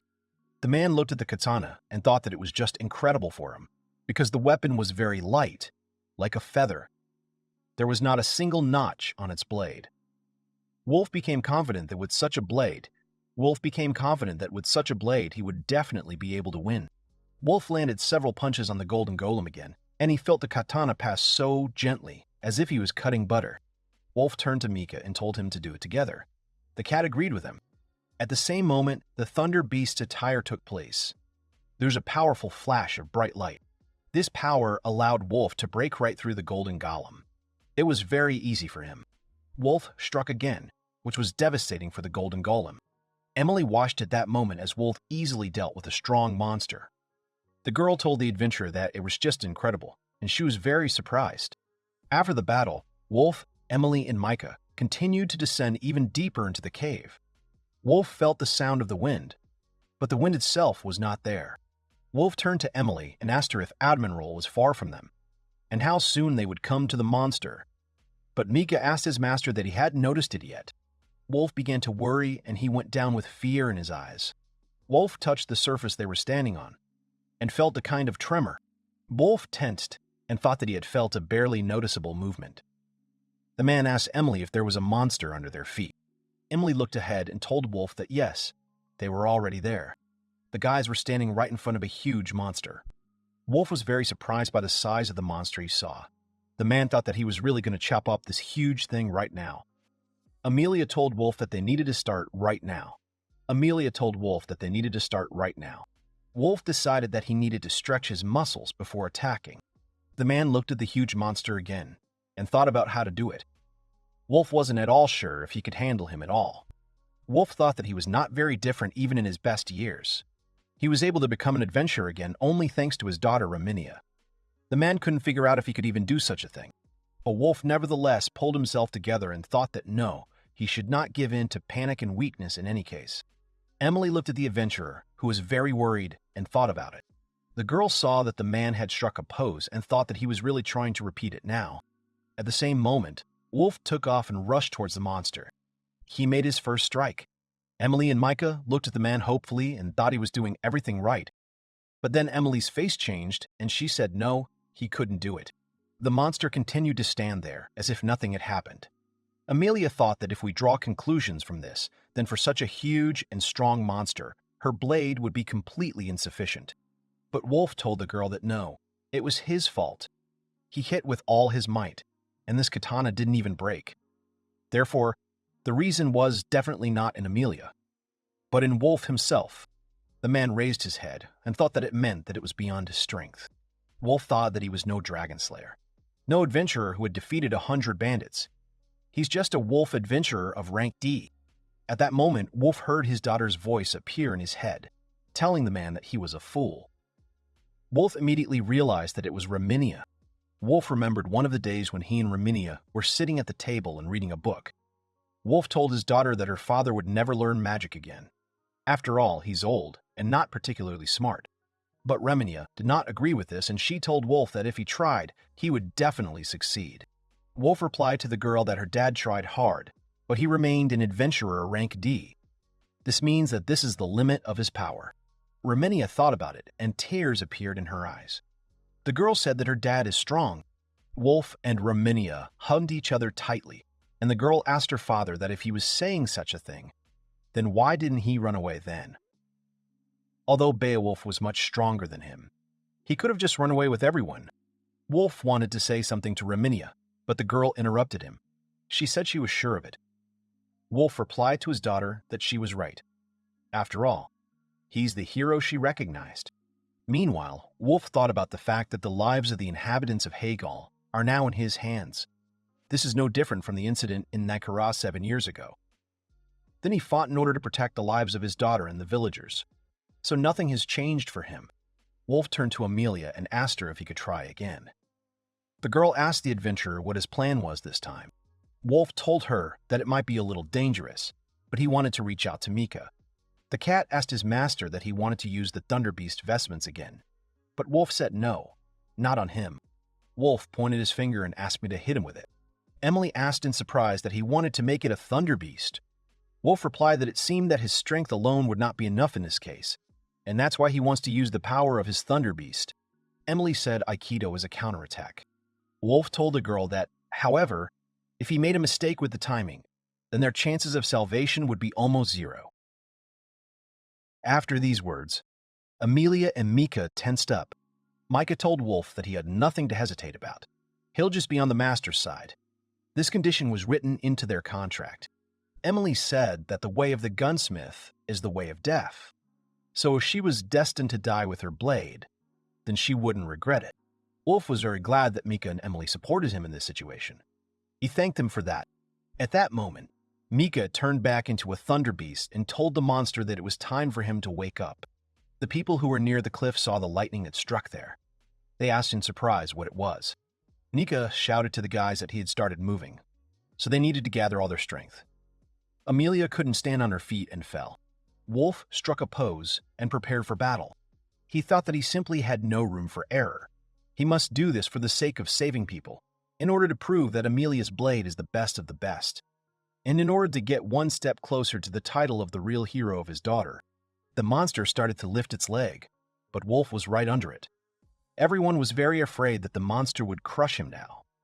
But Wolf was able to gather all his strength and he struck a powerful blow at the monster. Wolf had strong emotions, which he began to vent by shouting. They managed to defeat this monster. Wolf raised his weapon in the air and began to shout loudly. Amelia and Mika were very happy that they had succeeded. When Wolf continued to scream, unexpectedly for the man, Amelia pushed him from behind. The stone under Wolf's foot broke, and he immediately fell to the ground. Amelia tearfully told Wolf that she was so happy. The girl couldn't contain her emotions and started crying even more. Wolf tried to calm the girl down. He handed her the sword and asked her to look into it. Amelia saw her clear image on it, and she realized that there was not a single notch on her weapon. Wolf told the girl that the blade she forged had defeated the monster. Amelia remembered how she had been working on its creation for a long time. The girl's tears began to drip onto her hands and the girl thought that it had finally happened. Amelia started crying a lot and said that she had finally succeeded. After a while, Wolf, Amelia, and Mika came out of the cave and onto the street. Wolf asked the girl again that he could really take her blade. Amelia replied without a doubt that yes, of course he could take it. Amelia told the man that she was sure Kamui would be only too happy. And besides, this blade is capable of accepting his power, and no one else has them. Wolf replied to the girl that he understood her. He confessed to Amelia that he would accept this weapon with great gratitude. Amelia thought about it and told Wolf that she had one more question that she would like to ask him. Wolf asked the girl what it was. Amelia asked Wolf if he was in a relationship with someone. The man looked at the girl questioningly. Amelia said she was just not used to such things. The girl was very embarrassed and began to stutter. Amelia blushed and confessed to Wolf that she wanted to become his wife. Wolf was very surprised by such a question from a girl. Amelia said that she wants to be the same as Kamui. She wants to be in his safe hands for the rest of her life. Mika was also surprised by this question, and he meowed questioningly. Wolf and Mika began to get very worried about what an awkward dialogue they had with Amelia. Wolf replied to the girl that he was already an old man, and she was a young girl. But Amelia confidently replied to Wolf that age did not matter at all to her, and she's telling him this now in all seriousness. The girl confessed that she fell in love with his fortitude. Wolf lowered his head because he knew that now he would have to refuse Amelia. The man apologized to her for that. Wolf told the girl that there had been a woman in his heart for a long time, whom he could not just forget. And besides, he has a daughter. Although she is not his family, but it can be said that this woman entrusted her to him. Amelia asked Wolf what kind of woman was in his heart. Wolf said that this was his daughter's mother. Amelia was slightly upset and replied to Wolf that she understood everything. She asked the man that the woman had died. It must be hard for him after such an incident. Wolf apologized to the girl again for having to turn her down. But a smile appeared on Amelia's face again, and the girl replied that he had nothing to apologize for. He answered her honestly, and that would be enough for her. Wolf was glad that Amelia had accepted his position. The girl asked Wolf where his daughter was now. She assumed that the girl raised by Mr. Wolf must be very strong. Wolf told her that she was currently working in the capital. Amelia asked Wolf in surprise that he had said she was in the capital. Amelia told Wolf that she didn't want to tell him anything, but they had better tell his daughter right now that she needed to leave the capital urgently. Wolf was a little scared by this and asked the girl why she should do this. Amelia replied that she was just warning him that something bad was going to happen in the capital. That's all she can tell him about it. The girl turned around and told Wolf that she had to go. They were waiting for her. Amelia became very upset and she turned to Mr. Wolf in her thoughts and asked him to survive. After a while, Amelia arrived in the forest. She walked deep into the forest, and among the trees she saw the silhouette of a man. The girl walked up to the high rock on which the young man was sitting. He was specially waiting for Amelia there on an important matter. The guy asked Amelia if her blade was ready. The girl replied that yes, she brought it to him. Amelia handed the guy the blade, and he immediately decided to watch it in action. The guy carefully examined the weapon and replied that everything was clear to him. It looks like it's better than all the previous ones. The guy asked Amelia what the name of this blade was. The girl replied that his name was Shin Kamui. The guy replied that the name meant killing God. It wasn't a bad name for him. The guy congratulated Amelia on the fact that from today she is in the top 5 valiant heroes, and she is allowed to accompany them. But Amelia replied to the guy that she would have to refuse him about this offer. This surprised the guy very much, and he asked the girl what it meant. Amelia replied that her role was to keep an eye on the hero's weapons, and of course, she does not refuse him. But she doesn't like what they're doing right now. The guy asked the girl again that she was refusing an invitation to the top 5 heroes. But wasn't she the one who wanted to surpass her father? But the girl didn't answer him anymore. The guy walked past her and replied that he was no longer interested in it. The guy asked the girl to just not get in the way under his feet. The guy took the blade and left Amelia. The guy went to a big rock and saw a monster there. He thought that he had come because he was worried about Amelia. He asked himself if anyone besides him had been able to finish him off. The guy thought that it was really Amelia who did it. But then I realized that this could not be. Suddenly, the guy noticed that someone had approached him. The guy turned around and saw that Reminia had come up to him. The girl told him that she didn't think there was anyone else there besides her. The guy was alerted by this meeting, and he asked the girl who she was. She said she should be the one asking him who he was and what he was doing there. The girl realized that the guy wanted to apply one of his skills to her. Reminia came even closer to the guy and confidently said that the assessment skill does not work on her. The girl called the guy by the name of Louis Savat. The guy asked Reminia that she used it too. Reminia stuck her tongue out at Louis and said she just guessed. The girl said he looked strong and knew the situation there. And besides, there aren't many men who carry a blade made by Bigfoot. The girl introduced herself to Louis and said that she was pleased to meet him. Reminia asked the guy what he had done, but Louis said he'd better ask the girl if it was her doing. Reminia replied to the guy that everything was clear with him. She examined the rock and said that now she understood what was going on. Reminia headed down a small road and Louis followed her. Reminia asked the guy why he was following her now, but Louis replied that he just needed to go where she was going. The guy asked the girl what the great heroine was doing in this place. He had heard that she served in the royal palace. Reminia replied to Louis that yes, it was true. Her lab is very boring. Louis looked at the girl questioningly. Reminia said that this is why she takes on the tasks of other departments, although in fact her secretary Siri does all the work. For example, at one point Siri was doing a report on Haga. Reminia said that when she started the investigation, it turned out that the case was being hushed up by the top management. She wasn't interested. But as the boss, she couldn't just sit idly by. It turned out that her secretary's friend had an acquaintance in Hegel. Reminia asked the guy, which, by the way, since he's following her, it means that he's already noticed too. Louis replied to the girl that, yes, he had some suspicions. The guys came to the right place and saw that there was a monster there. Reminia said that she knew it. They met another Ottoman roll. Suddenly, the guy put out his hand in front of the girl and asked her to step back. But Reminia told the guy that he couldn't do it. He's not in his best shape right now. Louis asked the girl what she meant. Reminia replied that no matter how excellent his blade was, it was far from the state where it could kill a Damanrol. This made the guy very angry and he asked the girl not to talk nonsense to him. He has 7th level strengthening magic and used to have 6th level magic, and now he is much stronger than ever. Reminia replied to the guy that even with amplification, if you do not take into account the characteristics of a person, the effect will be half as much. Thoughtlessly using high-level magic, his body is being depleted. If he is unlucky, he may even die. In other words, it's a double-edged sword. Louis asked the girl that she would be able to strengthen it normally. Reminia replied to the guy that, of course not, they just met each other, so she wouldn't do it. An enhancement suitable for the body cannot be done without knowing the person for a long time. But still, Reminia said she could help him. The girl said that due to the use of teleportation magic, her magic power was greatly reduced. She can help him cut him down, but not finish him off. Reminia immediately got down to business. She asked to sow chaos running through the flames. The fierce deity of fire and fire. Everything immediately burst into flames. Lewis covered himself with his hand and said that she could not overcome the resistance to the elements of this creature. Even the flame of the fire deity would not be able to kill him. Reminia replied to the guy that everything was correct, but a huge amount of heat can weaken its structure.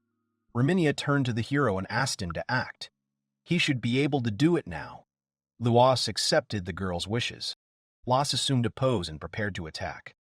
After a second, he jumped off his seat and headed towards the monster. He made a powerful strike that led him to victory. Lewis managed to cope with the monster, and Reminia began to congratulate the guy on this. But then Lewis came up to Reminia, and she looked at the guy questioningly. Lewis took Reminia by the chin and asked the girl to become his. This angered the girl very much. She immediately used repulsive magic in his direction. The girl confidently replied to the guy's offer that she refused him, because she already has another hero. Lewis asked the girl who he was. Reminia replied that it was Wolf from Nicaris, her father. Finally, Reminia said goodbye to the hero and said that they would see each other again. Meanwhile, Wolf arrived in the capital and headed to the palace. He passed by small trading places, but they did not interest him.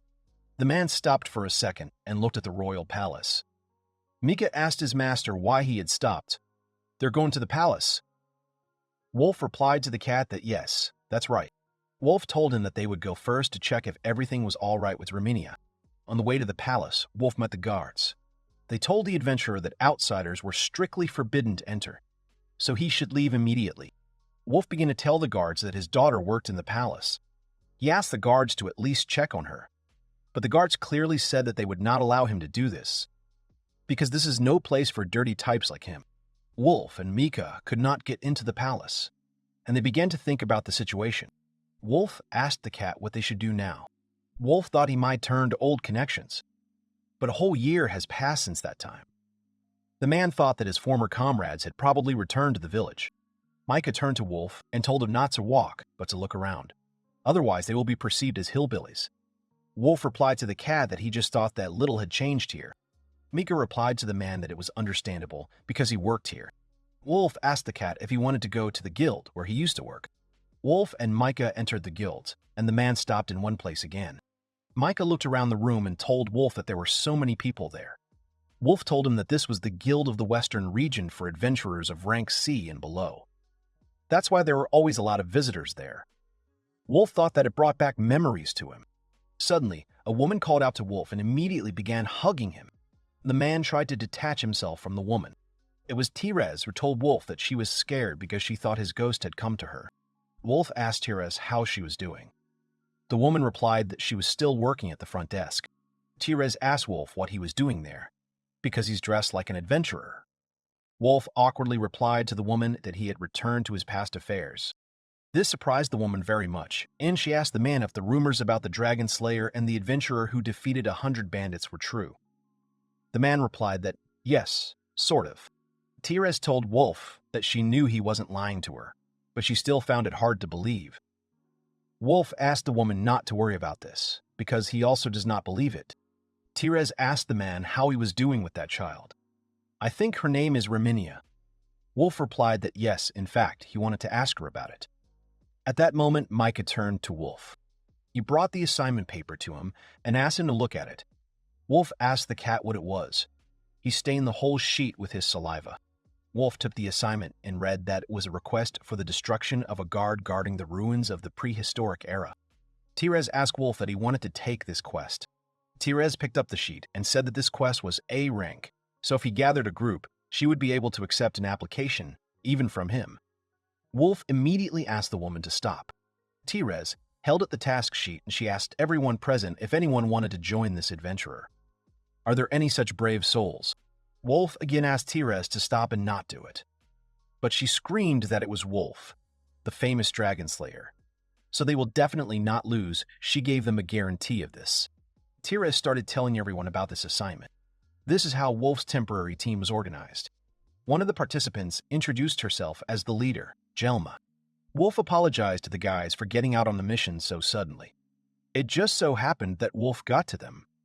But one of the guys replied to Wolf that everything was fine. They were only happy to work with such a famous adventurer as Wolf from the Karis. Wolf told the other guys that if anything, then let them mean that he didn't need a reward. Jelma asked the man that he was sure of this for sure. Wolf told her that if none of the guys were against it, he would ask them to get a pure crystal of magic ore in return. This is the source of Gardel's energy. Jelma replied to Wolf that, of course, they were not against it, but it was difficult to extract it. Wolf thanked Jelma for not rejecting him. He asked the guys not to worry, because he could handle it somehow, and so the guys went on a search. Suddenly, Wolf heard a strange noise not far from them. A monster came out to the guys on the road. He was a big guy, and he was looking right at the team of guys. Jelma shouted that they had found him. Everyone immediately pointed their weapons, but Wolf stopped them. The man turned to Mika and told him that since he wanted to choose this quest, he would have to help the team. Mika said, without a doubt, that he would certainly help them. In 1 second, Mika turned from a cat into a thunder beast and attacked the monster. Mika sent a powerful explosion in his direction, and the monster was immediately thrown back. Lightning began to strike the monster's body. Eventually, the monster fell to the ground, and Mika defeated him. Mika ran up to the monster and he asked his master to help him as soon as possible. Wolf replied that he understood everything. They started butchering the monster to get magic stones out of it. Wolf saw that there were a lot of magic stones, and Mika was overjoyed. The girl from the team said that he broke through Gardel's armor so easily. She's harder than steel. It was very surprising for them. Jelma turned to Wolf and told the man that she was very impressed by this battle. She asked Wolf how about taking on a big case. Wolf was surprised to ask Jelma what she meant. After a while, the guys returned to the guild, and a surprised Therese asked Wolf that they had already finished with it. The woman said that of course she was not spared the rumors, but she did not believe it until the last moment. It means that he really is the Wolf that everyone is talking about so furiously. Wolf replied to the woman that he had heard from Jelma that the adventurers now had a big deal. He asked me to tell him about him. Therese asked the man what he was doing with it. Wolf replied that no, she had not told him any details. Therefore, he refused it. Therese confessed to the man that she would now advise him honestly to stay away from the capital for his own good. Wolf replied to Therese that he had heard something similar from other adventurers, but he couldn't figure out what was going on there at all. Therese replied to the man that they would not be able to talk about this in the guild. Wolf realized that this was something serious. Wolf told the woman that even so, he was worried about his daughter, who was now in the capital. He asked Therese if she knew anyone who could help him with this. Therese replied that she thought they were just namesakes. Is the great heroine the same baby? Wolf replied that if the capital was in danger, he thought of asking Reminia to contact King Murad. Therese handed him a piece of paper and said that if so, then he had better turn to his younger comrade. Wolf immediately went to the address Therese had given him. He was in the capital, in the southern district. Wolf got hungry and asked the merchant to sell him food. When Wolf passed by a small house, he saw hungry children there. They looked at Wolf hungrily. The man immediately asked the guys if they would eat. The children did not refuse and immediately ate everything that Wolf gave them. The man approached the children and said he had a small request for them. The children turned to the man and asked him that he wanted to offer them a bribe. They will never agree to it. They won't sell their organs. Wolf couldn't understand why small children would start talking abruptly about such terrible things. But Wolf told the guys that no, he just wanted to know how to get to this place. He showed it on paper. The children took Wolf to a small house and told him that the place was there. Suddenly, Wolf heard people screaming, asking someone to shut their mouth because he didn't have that much money. The children tensed up and said that they were there again. Wolf took Mika and asked him to wait there. Wolf himself entered the building and saw that there were 2 men and a girl standing there. They shouted at her that they had an IOU. They demanded from the girl that she quickly give them everything she owed. The man asked the girl that she wanted to pay with her body. At that moment, the man received a strong blow and the girl asked the man not to touch her. She asked the man who he thought she was. She can destroy their shop in the blink of an eye. The men tensed. One of them said that if she did that, she would end up behind bars herself. He handed the girl a receipt and said it was an official document. The girl aggressively replied to them that she did not understand such difficult things. The man asked the girl that if he was arrested, then how would the children live behind her? This angered the girl even more. She clenched her fists with all her might and said that, okay, they could do whatever they wanted with her. The man told her that she finally understood them. The girl asked the men that they understand what will happen to them if they touch the children. There is no cage that can hold the Lady of Destruction, and the girl added that if something happened to them, she would get them wherever they ran away and crush them. The men tensed up even more, and one of them asked that she decided to intimidate them.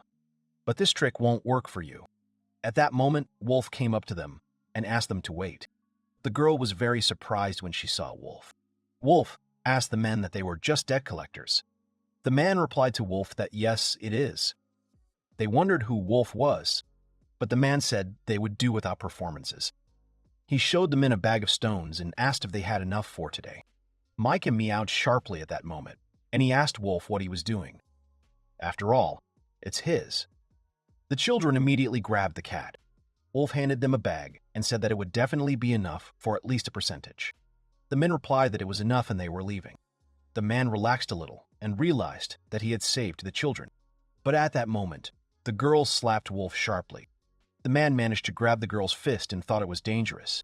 The girl called Wolf a jerk and took off her hood. Wolf realized that it was Inya. She asked Wolf where he had been for the past 15 years.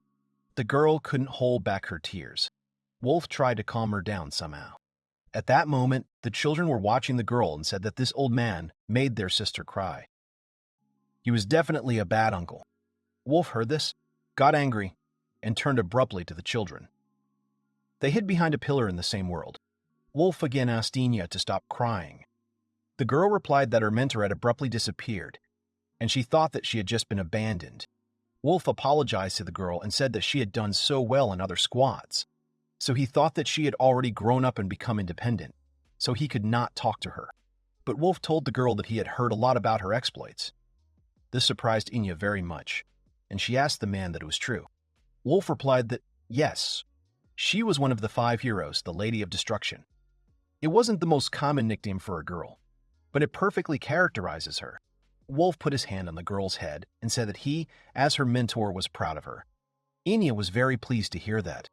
Wolf asked the girl what she was doing in this place. Probably performs the duties of a holy sister. Doesn't she keep fighting monsters? Inya replied to the man that the 5 heroes were out of business now.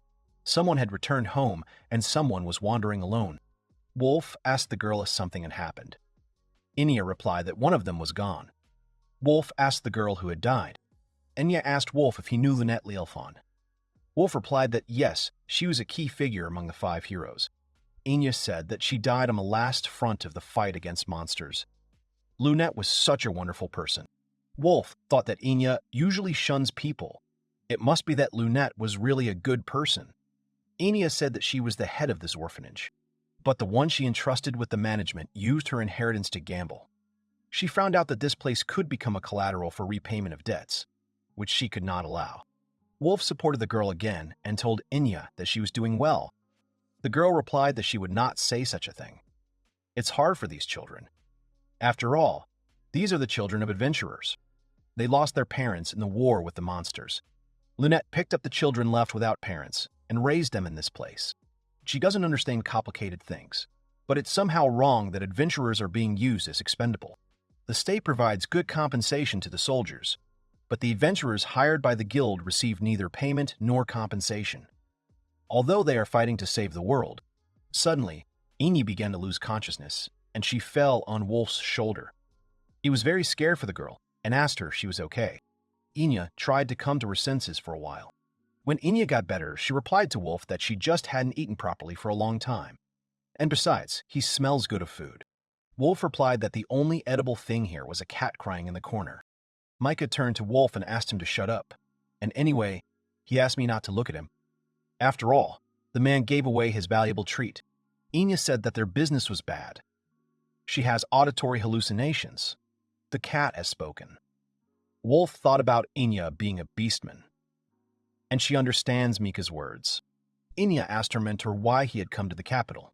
It's unlikely that he came just to see her. Wolf replied that yes, actually, that the man did not have time to finish. as a girl ran up to them and said that Mr. Hero had come to them. Inya asked a girl that they were guests, and she had to go out. Wolf stopped the girl and said that no, she didn't need to go, they had come to him. When they went outside, they saw Lewis there. Inya was angry, and Lewis asked the girl if she had decided. Inya asked the guy that he was really going to do it. Lewis replied that yes, it starts tomorrow evening.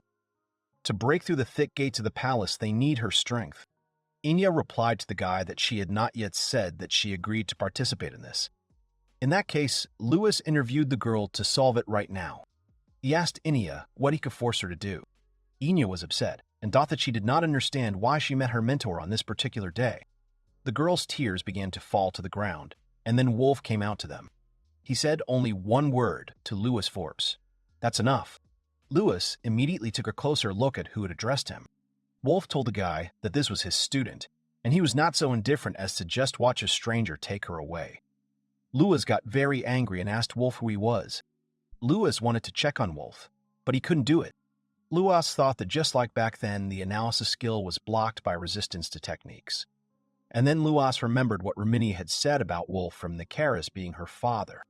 Lewis asked Wolf what his name was. The man introduced himself.